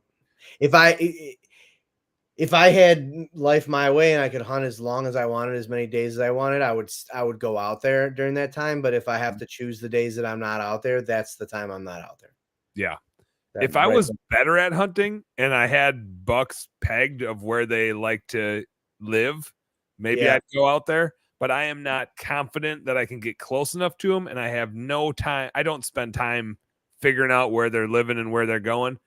I just spend time like diving in and hunting them. And I'm more concerned about I need like 6 or 7 deer to fill up my freezer. I'm not like, I'm going to go get that buck. I'm like, I hope he comes by me at some point in time. But tonight I'm really just hoping to shoot a doe and get out of here in broad daylight. How often do you like take in, like you were talking earlier about all the information that we have at our fingertips on how to be better hunters? And I know you've listened to probably the same podcast I have, and you've read the same stuff, and it makes me laugh because I know I'm a smarter hunter because of all those things, but I also know that I still don't know I'm bullshitting myself half the time. Like there are times where I'm on the public land hunt and I'm out in an area and I'm just like, yeah, this is a good spot. And then I'll start thinking, why? Yeah. Why are you sitting here? Is this really the spot? Like, or are you just tired of walking? Or my favorite thing to do is look at trail cameras. I got 6 trail cameras on my property, and I'm like, I got all these pictures of these big bucks, and I'm like, you have no idea what to do with this information, you fucking idiot. Yeah. There's big bucks around here, so I'm gonna go out there. I'm gonna pretend like I do. Yeah. They're over in this area, so therefore I'm gonna go over here. I think I got this one patterned. Yeah. It's been on the camera 3 days in a row now, so he's gonna not be there tomorrow. He lives around here somewhere. Yeah, it's so funny. I laugh about it all the time because we'll sit there and try to pick a property apart, and you do your due diligence and you try to figure it out the best you can. But I definitely, when we go on these public land trips with my buddies, we all have different styles. Yeah. And totally. I can be subjected to more of like, not peer pressure, but like I'll pick a spot on the map and I'll be like, this is a good spot. And then like, I'll be like, where are you guys going? And they'll be like, oh, I'm going over here. And I'll be like, how come you didn't point out this area? Like, why am I thinking that this area is good, but you don't seem to think this area is good? It's because we all have a different fucking perspective on what, we have the same idea. Yeah. But at the same time, like I see very big differences in areas that we like to hunt. Like I tend to, for some reason, gravitate towards areas where I can see long distances. And then, other guys, they want to be in those little areas where they only have like 2 shot opportunities at 25 yards, I want to be able to shoot at least 50 yards from a stand. I would the end of my range. My range is about 40, but I want to be able to see 50 or 60. What's the Olympian dude's name? The archery dude. God, he was just Levi Morgan. Oh, yeah. He was on Meat Eater really recently, and he had said the 30 to 40 yard shots are the worst because the deer hear it and can react, and they have enough time to react. He said 50 yards and beyond are the best shots because they have no idea you're there, and that arrow hits them, and they never know. They never know. You got to be good at that 50-yard shot, though. Yeah, so that's why I shot 2 deer at 50 yards this year in Kentucky. Both of them were like pushing 50. And that was true. Like even I shot one and he was like even looking at me. Oh shit. And it was I hit him where I was aiming. Like it was a good shot, but it was a bad aim. Like it was a stupid shot to take. He was quartering towards me. It went it went behind his front shoulder, came out the back ham basically, but it broke his back leg on the way out. Okay. Like went through the guts, went through everything with the G5 mega meat. Like he was toast. He made it like 100 yards and we went and got him the next morning. And then I shot a doe and I hit her in the liver at 50 yards. But it was like neither of those deer dropped, flinched, nothing. They didn't move. Shot at a 30-yard deer 2 years ago in Ohio, and I have the video of it in slow-mo, the arrow going right over his back because he. Oh yeah, they can move a foot in no time. He dropped so hard and so fast, like what the fuck? And I knew I shouldn't have shot because he was on high alert, looking in my direction. Did he have his head down or was his head up? His head was up, looking right at us. Oh really? And he was still able to drop that much? He wasn't. Yeah, he wasn't looking at us per se, but he was looking in our line of sight because he knew something was in that area. He just didn't know what it wasn't. He was on very, very high alert, and I hit it, and he was down, dude. He dropped so hard. That's crazy. I know, like when their head is down, they can really drop because they drop and then really like brace. Dude, I saw a video where they like damn near touched, they like bottomed out. Yeah, because they're like getting into sprinter pose to like push off their back legs and they crouch down. I got a couple things, but first, Jasmine says, Scott! And then she says, Dan! I don't know why her voice changed like that. That was weird. Terry says, happy you could get the moose hunting with your dad. She's happy for you. Yes. For you guys. That's my dad's girlfriend. So there's another like correlation here between like hunting and business that I caught on to is you're like talking about picking spots, which is, yeah, when you look at a map and you're like, over here, this is where I'm going, right? That to me is the same as like in business when you're like, this is my business model. This is how I'm going to do marketing. Yes. It's like, I tried that and that doesn't work ever because I did it once. And like what works for one person doesn't work for everybody. And it drives me bonkers. This was part of my social media rant. When people get in like black and white, I'm going to just act like I know everything that there is to know. And they treat everything as like truth and fact when it's so subjective and based on like their experiences, right? It's nuance. Yep. And so I see that in business with people saying like, this is the way to do stuff. And it's like, no, there's like 1,000 ways to do that. And I really like watching Dan Infault, but he's so overconfident in his shit. And I'm just like, if you're so confident in that, why do you shoot like a buck a year? Right. If you're that good, you'd see a huge buck every time you go out. But you know who's really bad with that? John Eberhard's worse, I think. Eberhard's worse than Infault? I don't know, dude. I think, and it's funny because they don't like each other. Oh, yeah, because they're like cut from the same cloth. Yeah, and they have like their styles are different. Eberhard is all about scent control, and Infault is fucking doesn't care about it. Yeah, and so, but they like Eberhard's been on our podcast twice. I like him; he's a good dude, but he's like, this is how it works. This is what works, and nothing else. You can't tell me there's any other way to do this. Yeah. Yep. Yeah, that does drive me nuts too. Yeah, and like I enjoy. There's a lot of tidbits, right? They know a lot of shit. But I don't like when they talk about it as if it's like fact or fiction, right? It's just like, no, like, the world doesn't work like that. You ever think that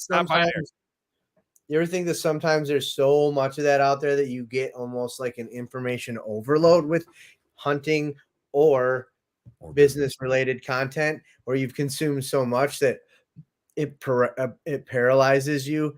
Because you're like, half of it just conflicts itself. Yeah, you're like, what do I do? What should I do now? What should I do next? You know, it's like trying to order dinner at a Thai restaurant. Well, I do the same thing when we go on these hunts with a group. I will pick a spot and then I'll start thinking about what the other guys are doing and where they are and what spots they picked and why they aren't in this spot and am I in the right spot? And I'll start. And then next thing I know, I've walked like fucking for 4 hours, and I passed up probably some really good spots. Yeah, you walk past a lot of deer. I don't have too hard of a time getting like whipsawed by what other people want to do because I'm an arrogant asshole. Yeah.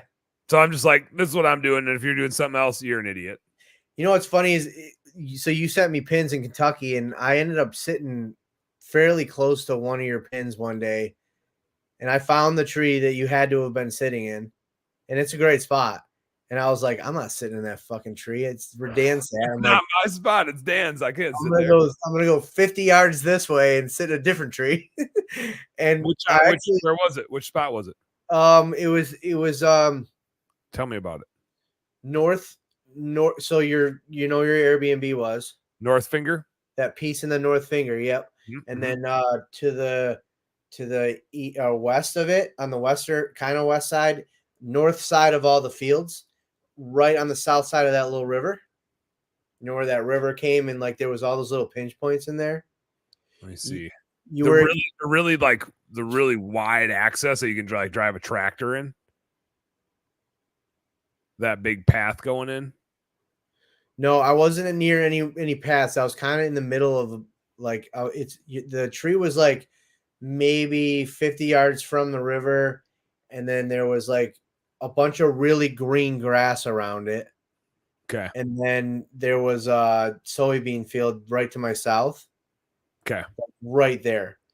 And then it opens up into like this big green grassy field, and I found like fucking rubs and scrapes. Oh, yeah. Yeah. The river's just to the north of you, right? Yeah, and you're like in the meadow there. Yes. Yeah. Dude, that meadow was loaded with sign. Dude, so loaded. It was insane how much sign was in. And that was the only day I seen a buck. Hey, you're welcome. Yeah, I got him. I called. He came across he was coming across the west.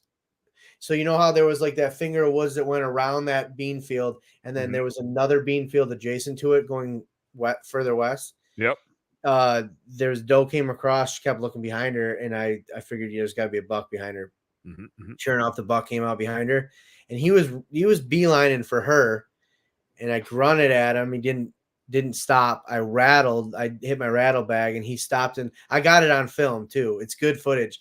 He stops and looks right in my direction, looks, and then come right on a string. And I'm like, oh, fuck yeah. Got the camera ready, got my bow ready. And then he pivots, and he goes just on the outside of the trees. And he was probably 60 yards from me through trees. And he stood there, and he's stomping his feet. The wind there was weird, man, because he was not. Yeah. Swirled down there, man. It was like, by all rights, based on the wind direction, he should have never winded me, but he definitely did because he was stomping his feet. He would start to walk away. I'd run at him. He'd turn around and come back. And then maybe he was stopping because he's like, I know there's a buck in here somewhere. Where is he? Yeah. And then so he would come back and he would walk away. I'd grunt. He'd come back. And then good buck? A giant buck? No, yeah, a giant buck. Like probably maybe one teener. Yeah. Respect a buck. Yeah, maybe one teener, 110. I don't know. Yeah. But I would have shot him for sure. And he and then I snort wheezed at him, and he was like, see ya. I'm out. Oh shit, you're a big buck? I'm out of here. I don't want to do that. I'm out. I thought in my head, I'm like, he seems aggressive. Yeah. I should be aggressive too. Yeah. Match. Did not work out in my favor. Now, Nico saw he's got film of a big fucking buck. Big buck.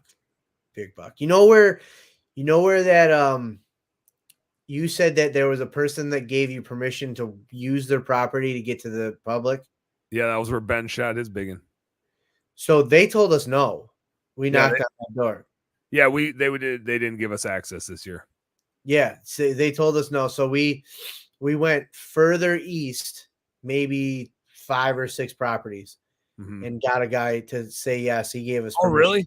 Damn, yeah. We've tried those guys too, all the way down the bend there. Yeah, we got one of those guys. There was an old guy, and he he said his kid or somebody hunts on his property, but he didn't mind if we walked back there. And that's where John shot his buck, was back there. And then Nico filmed a dude. It's a giant. It is a giant.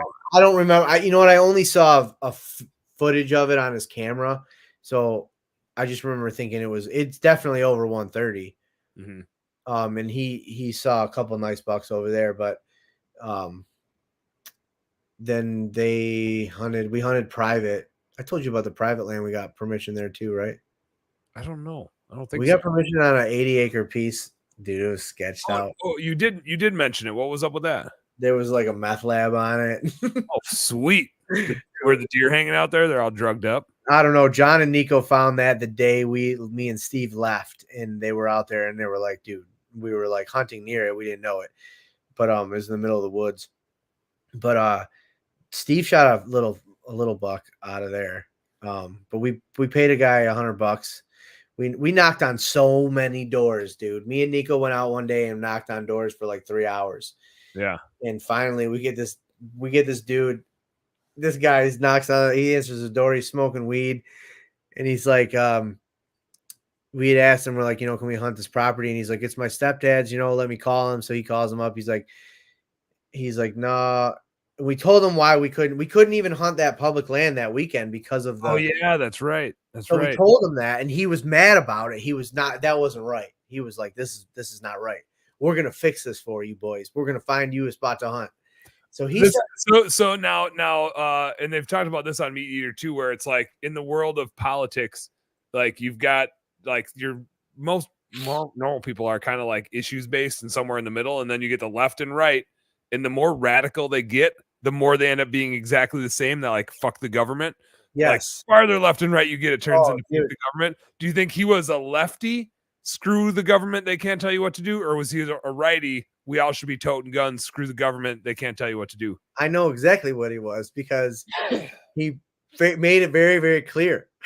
He says to us, he comes outside. He says, I'm going to fix this for you. I'm going to call. He starts calling people, and he's like asking, and then he comes out and he's like, y'all ain't cops, right? And we're like, no, we're not cops. We're firemen. And he's like, all right. He's like, you said you're from Michigan? We're like, yeah. He goes,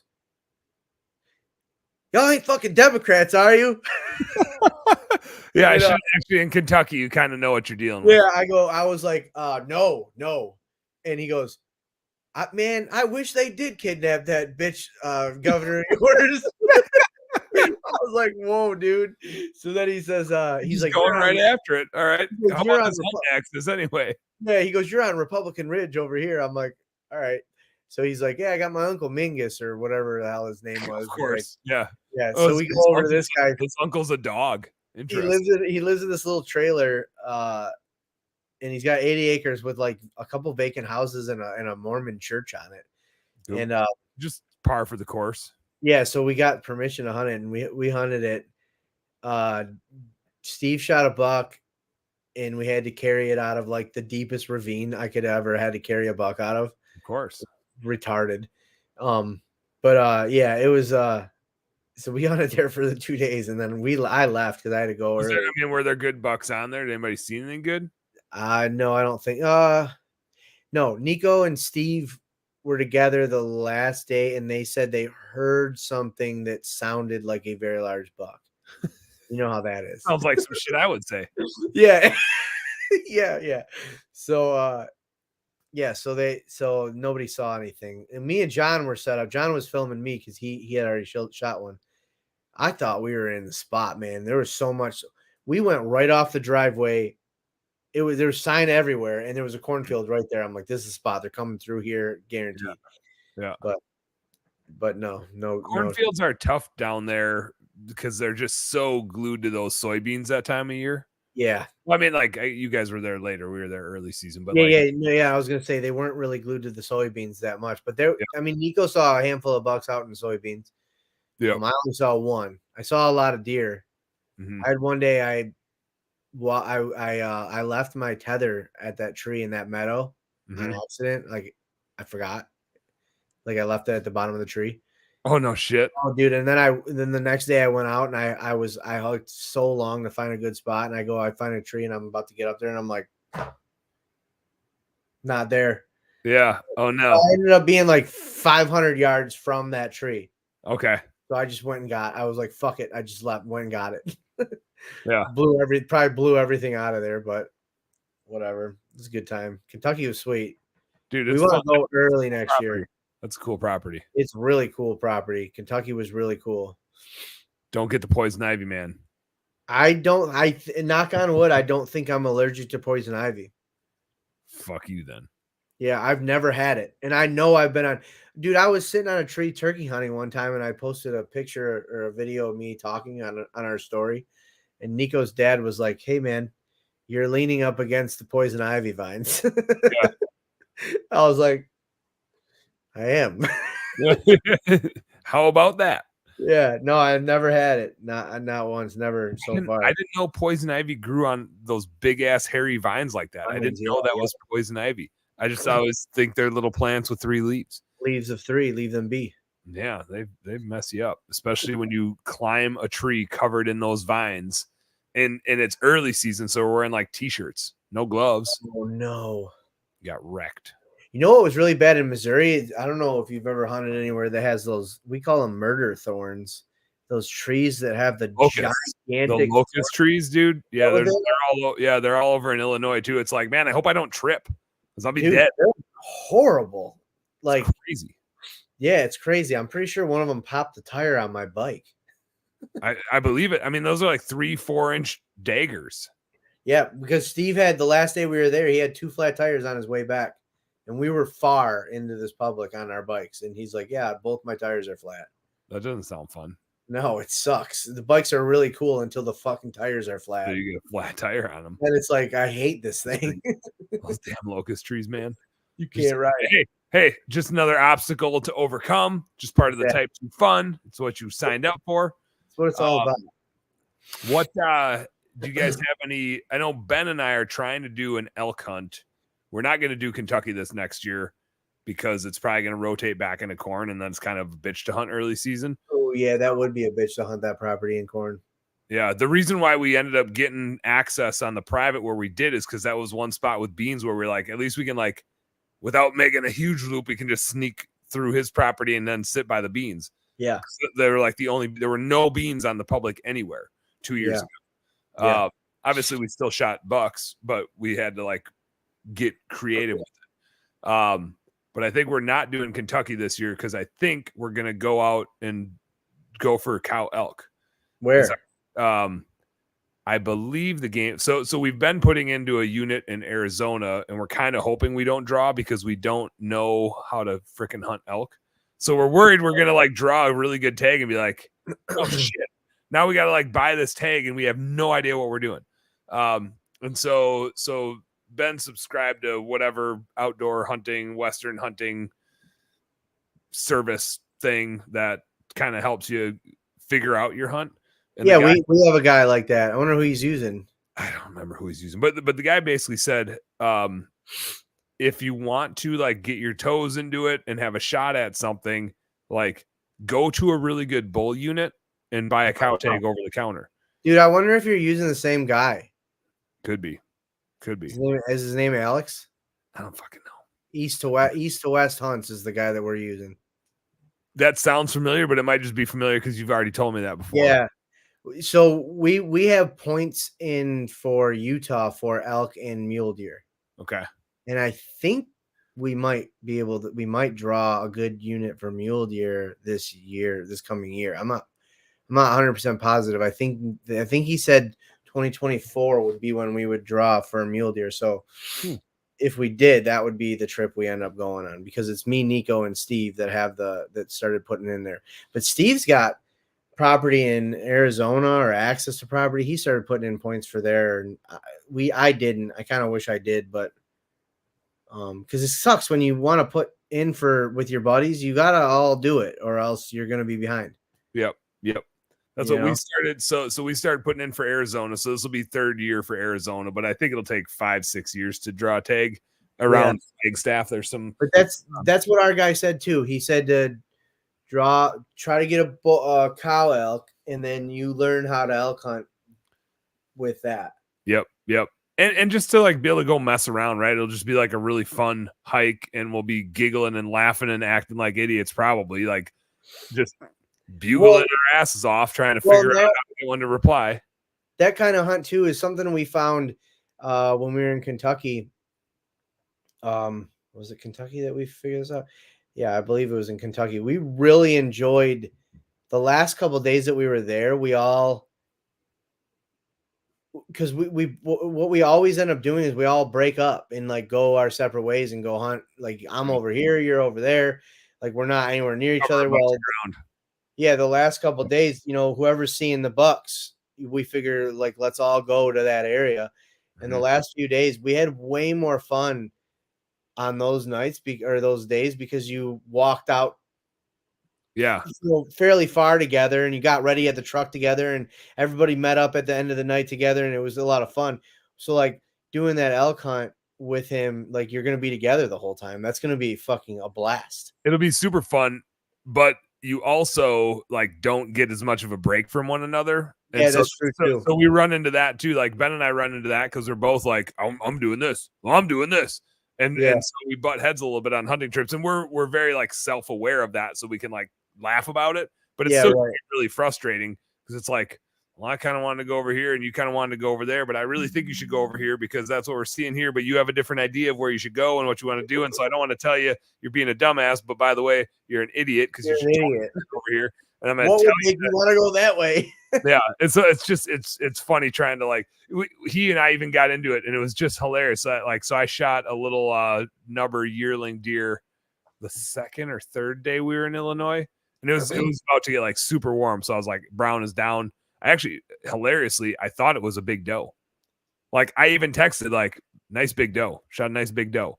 And it was like, I saw that deer, and then there was one smaller deer with it. And so it must've been a doe fawn that was with it. And the nubber was just bigger, and it was acting like a doe, and everything about it told me it was a doe. Like I swear to God, it was a big doe. And then somebody swapped it out for a nubber when I found it. It was like the weirdest thing, which also tells me like, it was just close. Yeah, right. Closer to me than I thought it was. Like the depth perception was off. But so we ended up finding it, but it had, of course, like run down. It was a weird shot too. It was quartering really hard away. And I slid my arrow in like just like really like it was just in an opening in a bunch of saplings. Right. Which is like shooting through jail bars, right? And so I snuck one in, quartering away hard, and I thought I heard, I don't know, have you ever heard like the washing machine sound where you like 10 ring one in the lungs and it just sounds like a washing machine when it runs away? Yeah, I know what you're talking about. Like you just get like the blood's coming out of it so fast and staying inside of it. Just like it sounded like that when it ran away. So I was just like, it's toast. It ran for a little bit. The noise stopped. I'm like, it's probably 50 yards in there, laying down, just crashed, right? Yep. I mean, we went in there and tracked there, and it's like 200 yards later, we're still tracking this thing. And I'm like, what in the hell? Like, we have good blood. Yeah. What is happening? Like, where is this deer? And still I'm thinking like, man, this is just a tough big doe. She's just a big deer. She's tough. It's not a little one. Little one wouldn't have made it this far. It's just tough big doe. And we got to, and like good blood the whole way. And, but at the same time, like now I'm like, man, should we just back out? Right? Like, are we just bumping this thing? At what point? Are we like, I don't, but I'm like, I totally smoked this deer. Like where the arrow went in with how this deer was standing, this deer is super toast. Like the broadhead should be in its opposite shoulder. Yeah. And why are we still tracking this thing? Like, I guess it's running downhill, and a deer can cover a couple hundred yards with a lung or two out, Hell. And so we get like way down in there, and it like side hilled this, like there's these really deep ditches, which like you see some of that in Kentucky, but this is like tenfold where it's like a drainage ditch, and it's like hill, like drop off 5 feet, 10 feet into this ditch, right? It got down into one of these ditches. It got down into one of these ditches and tried like coming back, like it was gonna tuck up. Well, my watch is Siri says she's not sure about what I just said. She started talking to me. I was like, what the hell's happening? But it went like back up the drainage, like it was gonna like tuck in there. And then it was like, oh, it's a dead end. And then it like, and then I don't know which way it got back out of there because I'm just like, where is it? Like it went up in here and it can't get out. It's a cavern, right? Like it should just be laying here. Why is the deer not here? Yeah. Like somebody came in and carried my deer out. And I stepped out and I happened to look and I could see my lit knock up on the hill, like 10 yards. And I don't know how I didn't see it in the first place when we tracked right past it, but right. and I never did. Ben like retracted around and it went like 20 yards or 30 yards around and made a big circle and just died pretty close to where we ended up. And it was a freaking nubber. And my arrow had hit. It basically started at the last rib. Like it just, instead of going behind the last rib, it caught the last rib. Okay. And it rode the whole way up the rib cage and buried in the near side shoulder. No shit. It never even entered the body cavity. No shit. It just a huge gash, and it entered the body cavity right, like I think the noise that I heard where I was like, oh, washing machine, was the deer trying to run in 2 inches of blade right between its shoulder and its rib cage. Yeah. And so it broke through the rib cage there, but it just bled it to death. That's wild. It was crazy. And then so here's the Ben and I story. So I'm gonna drag this thing out, right? It's not a huge deer. Got it. I'm dragging it, but we have a ton uphill to go. So he's gonna like take the lead. I'm just kind of following him. And he's taking the lead, but as you know, when you're walking in the dark and like you, even with OnX, you're like, I'm going this way. And all of a sudden you're like, what? Like, why am I going this way? I know I was going this way. And so a few of those happen. And so he's getting frustrated. He's like, damn it. Like now we're veering left. And I'm like, dude, just go back to the path. Like, I don't know why you're trying to go this way or that way. Like, just get us back to the path. And so I'm getting frustrated at his frustration. Cause I'm like, just keep going. Like, yeah, right. We're close enough. It doesn't need to be like a perfect path. We're close. Let's just get to it, right? But we're going back and forth, and he's frustrated, and I'm frustrated at him and his frustration. So I'm like doing what annoying husbands do, which is I'm mansplaining stuff to him, right? And I'm just like, dude, you just got to go back to path. Dude, you just got to go back to path. And he got so mad at me. So we got back to the path, and the rest of the way, this is like another 400-yard walk. He pout walked the whole way, and he tried to outwalk. It was hilarious. I wish, like, he was mad, so I didn't want to, like, he was literally mad, like he was trying to walk away from me. He was so mad at me. And this happens when it's just like two of you out on a trip, right? Yeah. Separated. And so I'm dragging the deer, but I'm in better shape than he is. And so I'm able to walk the speed that he is. And so I'm marching behind him, dragging a deer, walking the same speed as him. And it's probably making him more mad. Partially because I'm like, I don't want to be like left way in the dust, but also this is really funny that I'm like, this deer is not that big. So I'm like dragging, 100 pounds of deer behind me, but I'm keeping up with him. And I know he's trying to like outwalk me. And I'm trying to like change the subject and bring up like lighthearted things. And man, I wish I would have got it on film. It would, like, we could watch that over and over again, and just like that would be a night's worth of entertainment. Just interaction for 10 minutes on a loop. It was just the funniest damn thing. It was way funnier after the fact. He was not happy with me at the moment. It's so funny because, like, it's funny. It's kind of refreshing to hear that from you guys, because I feel like I know that that's the case for every group of guys that goes, because like for us, my buddy John and me, he's one of my best friends. I officiated his wedding. Like, I love the guy to death, but usually, which the last trip we went on, we didn't butt heads at all, which was actually, we kind of made jokes about it the whole time. Yeah. We usually butt heads a little bit. But like we get over it real quick, and we kind of like one time, it's usually because I accuse him of changing settings on my camera, which most of the time he does. He just doesn't want to admit it, because he knows all the fancy settings and I don't know how to do it. And then I'm like, how do I get it back to the way I wanted it? Yeah. Well, one time I'm pretty sure I accused him of doing it and he didn't do it. And we started yelling at each other. And he goes outside and slams the door. and we had this other guy hunting with us that's kind of new, and he's a new fireman, like he was like a trial man. And I could tell he wanted to say something, but I was like, so I looked at him and I was like, don't fucking say a word. And John was outside. He thought I was talking to him, and he was like, God damn it, I fucking walked away from you. I'm like, John, I wasn't talking to you. I know I'm really mad at you, but I wasn't talking to you. But the better one was the same trick. We were podcasting, and I don't know why I got so mad. Steve said something. I can't even tell you I really couldn't even tell you what happened. But I got so mad that I got up and we're in a camper. They're all podcasting. We're drunk. We're all drunk. I got up and I went in my room and I shut the door and I went to bed. And I laid in my bed and listened to them podcast and make fun of me. And they just sat out there and made fun of me because it was so stupid. Like I was being such a bitch about it. Was something about I don't remember what it was. It was something about scent lock and like, it was his ozone generator, and he was saying that they don't work, and the one that he got doesn't work, and I was like, or that mine doesn't even do anything, and I was like, it does work. I'm telling you, look, I'm showing it to you. Like I had it, and I was like, fucking put your face up to it. You can smell it.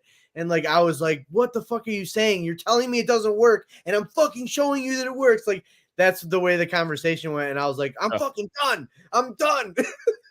And I went to bed. And like now to this day, I'm never gonna live that down, you know? Oh no.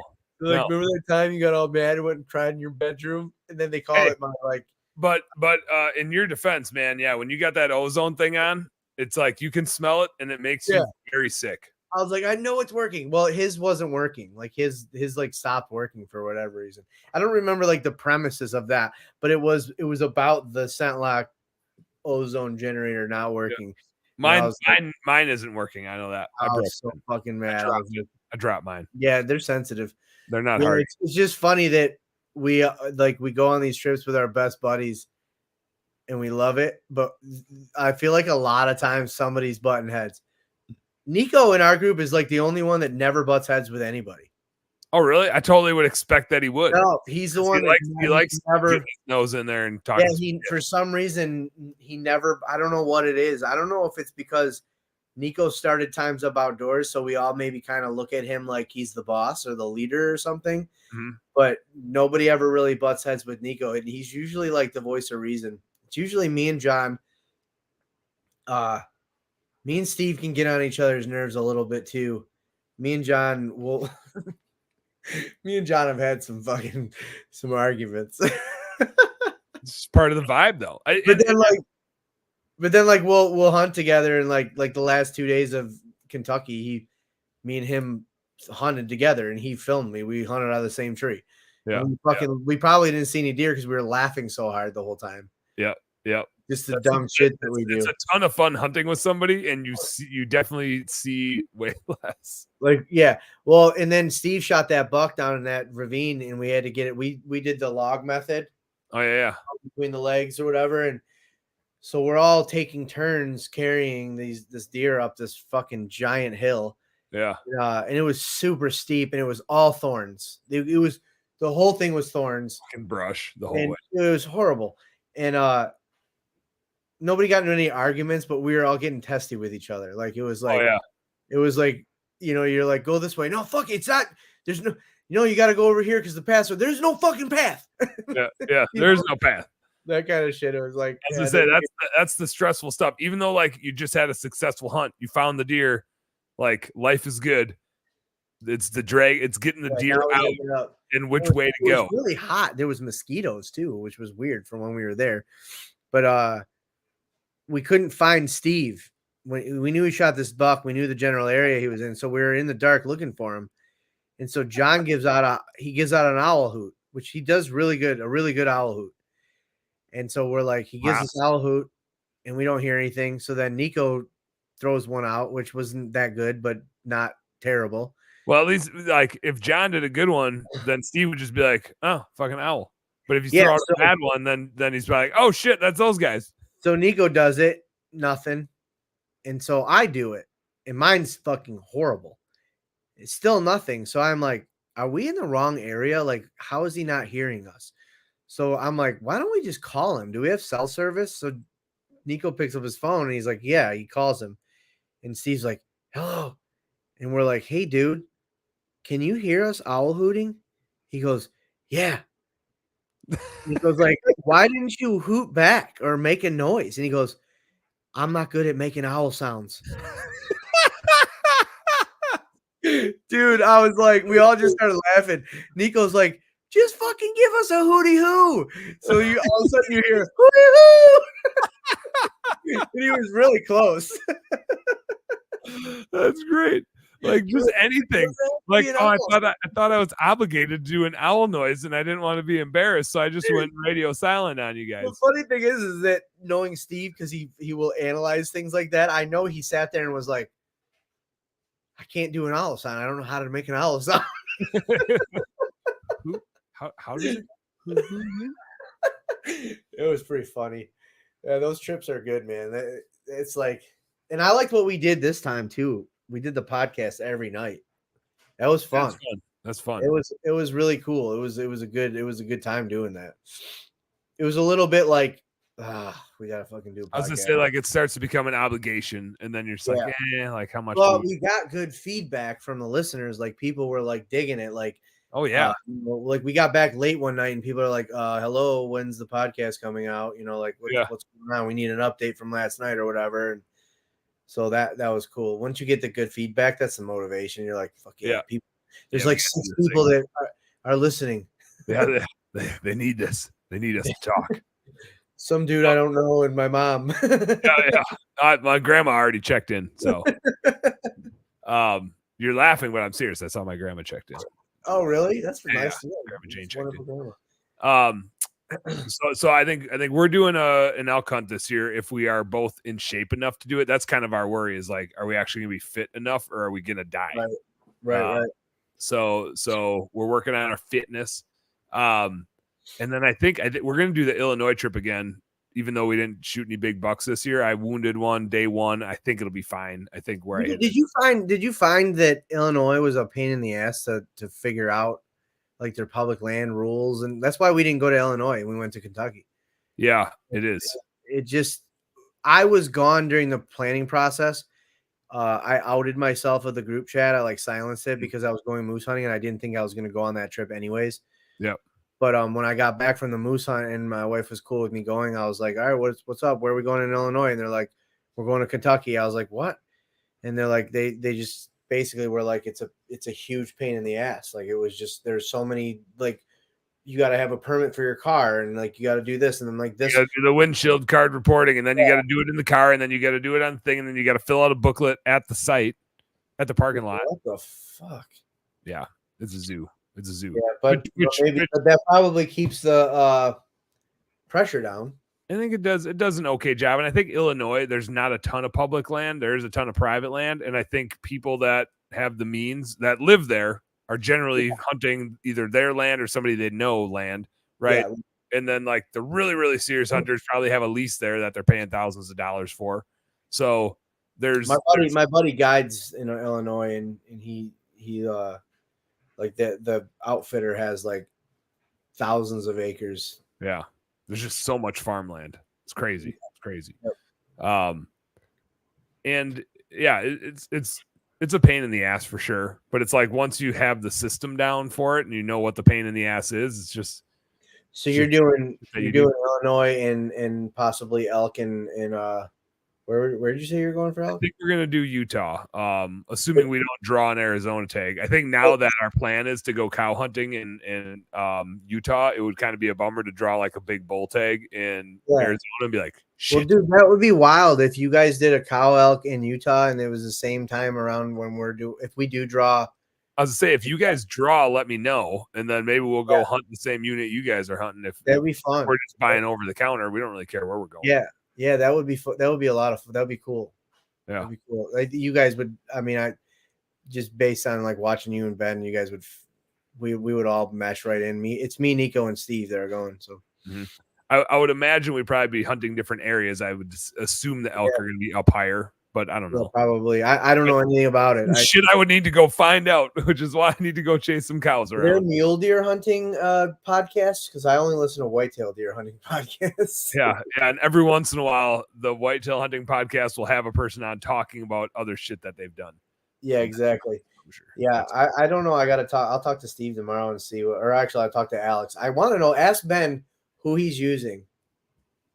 Ben, who are you using? Are you listening? Ask him right now. I'll see him tomorrow. Ben and I have tomorrow, Friday, Saturday, Sunday set aside for our venison processing. Ooh. Got 100 pounds of pork to pick up tomorrow. We're going heavy on the jerky. You know what, dude? I didn't put any pork in this last deer that I processed. It's fine. It tastes fine. When I grind it for burger, straight venison. Yeah, that's what I did. And it tastes good. I did some meatballs with it the other day and it was fine. If you do like burgers with it or meatloaf with it, it's a little too dry, I think. So like if I'm gonna whip up burgers, I'll throw some pork in there. Actually, so I have a bunch of like a little over 1 pound just packs for tacos and chili and spaghetti and whatever we're using ground meat in. If I'm gonna make burgers, I will grab a package of breakfast sausage because that's like a pound of 50-50 venison. So it ends up being my burger is like 25% pork, 75% venison, and it's a little sweetened from the breakfast sausage flavoring. And then I dice up onions and mushrooms really fine in it and and throw some oil and some butter and just mash it all together and then make burger patties of it. My wife accidentally used a maple breakfast sausage venison for taco soup. She said the kids liked it, but she said you could definitely taste the maple and it was weird. Like, woo, yeah, this is an interesting combo. Yeah, breakfast taco soup. I got my moose coming soon, hopefully. Oh yeah, you're gonna have a whole pile of meat. I'm going next week, Monday. I'm leaving. We're flying to Florida to go to Disney World. Oh, nice. We're doing Disney in February after PWMCA. I think I'm feeling and then going down there. Our kids don't know. The big kids know we're going to Florida. They think we're just going to stay at my dad like rents a cottage or a condo down there. Yeah. I think we're going there. And then Owen doesn't know anything. He doesn't have a clue. So like we're not even going to tell him. We're just going to take him to the airport and be like, we're going somewhere. Yeah. So we're doing Universal for 2 days. We're staying at Universal. We're doing Universal for 2 days. And then Disney. But it's crazy. My wife, from being in the military, she gets for Universal, it's an annual pass. Dude, it's for an entire year. I can go to Universal as many times as I want. Damn. And for this week, we have a hotel room for a week plus the year pass for all 6 of us for $2,800. Okay. I was like, that's a no-brainer because the lady was like, do you want to just do the annual pass? It's this much. And I'm like, are you sure? Yeah. Like I literally called them back the next day and was like, I need to confirm that the passes I bought yesterday are good for the entire year. She's like, yeah. I'm like, okay. Because like a Disney annual pass for one person is like $1,500. Yeah. And we got all 6 of us. It's like their freedom package for military families. Dang. You get 6, and we have 6 people, so it's perfect. So we're doing that. Can Amanda buy me some Disney package things? Well, and you get half off your Disney admission, but you have to do a 4-day trip, and we're only going to be there for 2. We'll be doing Disney for 2 days, so we couldn't get that damn package. But whatever. Yeah, I think we're going to the kiddos. Don't know yet, but I think we're going late February. Have you gone with them? No. We're doing it to 7 and 5. The 1-year-old staying home. We took the big kids when they were. Aubrey was 5, Addie was 7, Austin was like 11, and then so Owen turns 5 in January, so he's basically 5. Mm-hmm. But I was measuring him tonight, and most of the rides you have to be 40 or 42 inches. Mm-hmm. He's 41.5 inches. Getting there. So I'm literally sitting here trying to figure out how to make tall shoes. Yeah, tall shoes, or I'm like looking up fucking what could you feed your kid to make him grow a half an inch? Just hang him upside down for a while. So I made the mistake, and we're on this Facebook group for Universal Studios, like tips and tricks, you know, Yeah. because I want to like figure out stuff. And so I just posted on there. I was like, hey, how strict are they on the, you know, the rule with the height? My kid's 41.5 inches. You know, how strict are they on the 42-inch rule? Holy fuck, dude. I had to delete my post because I'm pretty sure someone's gonna report me to CPS. Yeah. Dude, Yeah. why would you risk your kid's safety? What an ignorant parent. What a stupid thing to ask. I'm like, so now I'm like, oh, this is fun. I'm about to start commenting. My wife is like, stop. Delete the post. Stop what you're doing right now. Don't do what you. I'm like, come on. I'm like, let me just like respond to a couple of these people because they're dumb. Yeah. Yeah. She's like, don't do it. I didn't. I deleted it. Bunch of Canadians chiming in. I just forgot how crazy the internet can get. Yeah. Hey, my love hate with social media. What can I say? Yeah, now I got to go listen to those episodes. In fact, our next episode on Times Up Outdoors is going to be about the Hunt Quietly movement. What the fuck is that? Steve Rinnella's brother. Matt or Danny? I don't fucking know, dude. One of them, the one that hates Steve. Matt. Yeah. Yeah, he's got Hunt Quietly, which is fine. Whatever, do whatever you want. But we see a lot of people lately who have podcasts and have social media presences in the industry, like sharing his stuff and liking all his posts. And I'm just like, oh, really? Because you don't do the fucking same thing that he talks about is bad. Yeah. So we're actually going to talk about that because we had a guy on our podcast years ago who was trying to get us to take his episode down because he's in some hot water.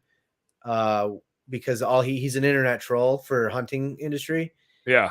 And, he was trolling the Bomars. Apparently the Bomars are suing him. Oops. And his page was anonymous. But in our podcast episode, he totally outs himself in the beginning of the fucking show. Yeah. And it's been like 3 years and he wants to take it down. And I was like, no, we're not taking it down. Yeah. You made your bed. You're the big bad internet police guy. You're here to make sure people don't post the wrong things on the internet, but now you're scared. So we wouldn't take it down. And that just actually happened today. And he kind of threatened John. He's like, yeah, I'm not the person you want to mess with. John was like, oh, okay, now we're really not taking it down, dude. Yeah. Yeah. So we're actually going to talk about that kind of stuff. Cause have you seen like those pages on the internet where they kind of rip on hunting influencers? I haven't seen any of them, but I really don't like Matt's perspective. I think it's very small-minded. Yeah, it's selfish. He's very. It boils down to him being mad that there's too many people hunting where he used to hunt. Yeah, yeah, super selfish. I'm just like I get it in the short span of like you want a great hunt, but like if good hunters aren't out there talking about it, hunting's gonna go away. Yep, we're 100%. The minority. We're gonna not gonna be able to hunt. Guns are going to be banned. Yep. Bows will get banned. Hunting with dogs will get banned. You will not be able to go hunting. We are going to turn into China. And he, like, some of the stuff that he talks about, I do get, like, what he's saying. Like, there are people out there that are doing things that make us look really, really bad. There always is in every industry. And in every industry. And that means the good people need to be louder, not hide. Well, and I think they're still going to be out there. I think the problem is that people like him aren't in any other industry, so this is all they're seeing, and they think that it's like that the hunting industry corners the market on that, and they don't. Yeah. But there's a lot of these other pages, like Copper Plated Sixes, and there's one called Make Hunting Great Again, and they just shit all over anybody that they don't deem following along in their guidelines, I guess, I guess they're supposedly the judge and jury of what's bad and hunt shamers. Yeah, and they like the guy that was on our show, he's like he shits all over a couple people that I follow, and I'm like, I don't understand what your problem is with, like, they're girls. I'm like, they're not out there hunting in bikinis, they're wholesome content. Like, I like my daughters to look at that stuff. Like, look at this girl, she does this and you know, cooks the food and make, you know, recipes and shit. So it's like, well, all that came to a head today. They were trying to get us to take that down, and we're like, no, we're not doing it. So now our next episode is going to be on that subject, the social media. Now we're going to double down. Doubling down. I think that's just weird. It's like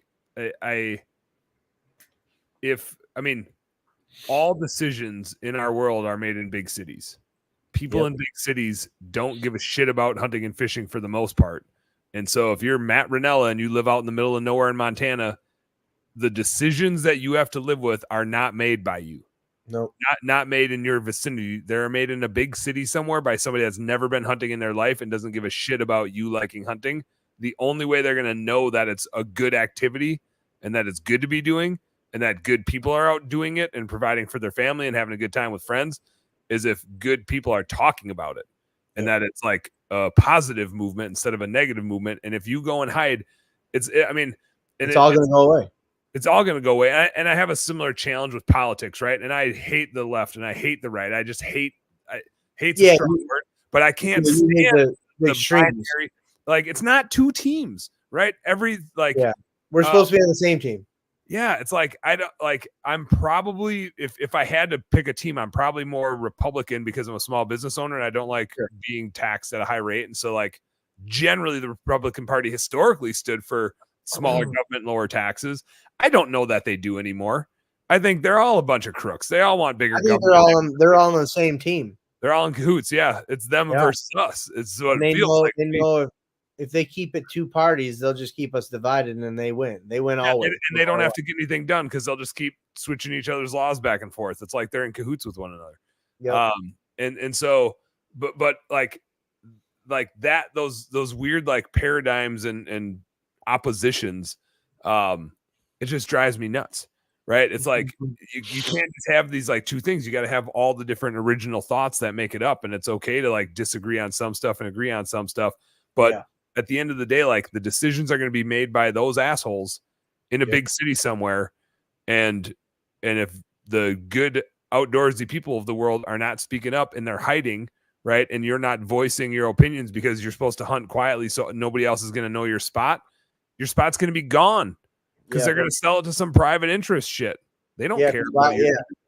That's obviously we have a show and podcast, so we're all about that, and that's what we want to do. Like, we actually just posted the other day, Hunter and Nico went to their old high school and dude, that was super cool. Well, it's like now it might be a thing for us next year because like my dad's the president of the school board by my house, and he's like, he called me up and was like, hey, I want, would you guys do that at our school? And I'm like, yeah, if they want us to. So next year we might try to schedule like a handful of them. Because I'm like, what better way? And Nico and Hunter talked to the kids afterwards, and they got really interactive with them and asked opinions. What do you think? What did this experience do for you? Did you get a negative feeling from this or positive? And he said they talked to a couple of girls in the class that weren't into hunting or didn't come from hunting backgrounds. They were like, this actually changed my opinion on it, and I never seen it this way, and it's been presented to me in a way that now I actually don't feel so bad about it. And so I was like, that's what better way than to put it right in front of these kids and show them. And then we were thinking next year to partner up with somebody who like can bring like a smoker or a big, cook thing. And while we're doing that, cook the food. And then when they're done, they can eat it. That's so cool. I don't know if you can do that because of the, because of weird food laws and shit. Food laws and shit. Yeah. There's probably something where we wouldn't be able, but wild game feed. That's the thing. I'm sure there's some way around it. Like, we didn't feed it to them. We just cooked it outside the school and they just came and took it. They just happened to come by and eat it of their own discretion. They stole it from them, but we're just not going to press any charges. Yeah. Yeah. So, but hey man, I gotta be at the firehouse tomorrow morning. Yeah, I mean, it got late. Who would have thought talking about business and hunting stuff we'd be still 2.5 hours later? But I could do another hour if I didn't have to be at the firehouse. Marathon, man. It's a marathon, not a sprint. Well, be safe tomorrow out there at the firehouse. Thanks for doing what you do in that regard, and verify for me on some ice fishing. I will verify that. And then if you get a chance, check out that Moose Hunt episode and tell me what you think. I'm gonna watch it. All right, buddy. Watching it right now. All right. Peace out, guys. You guys know what to do. Work smarter and harder. Go earn some pride. Good night.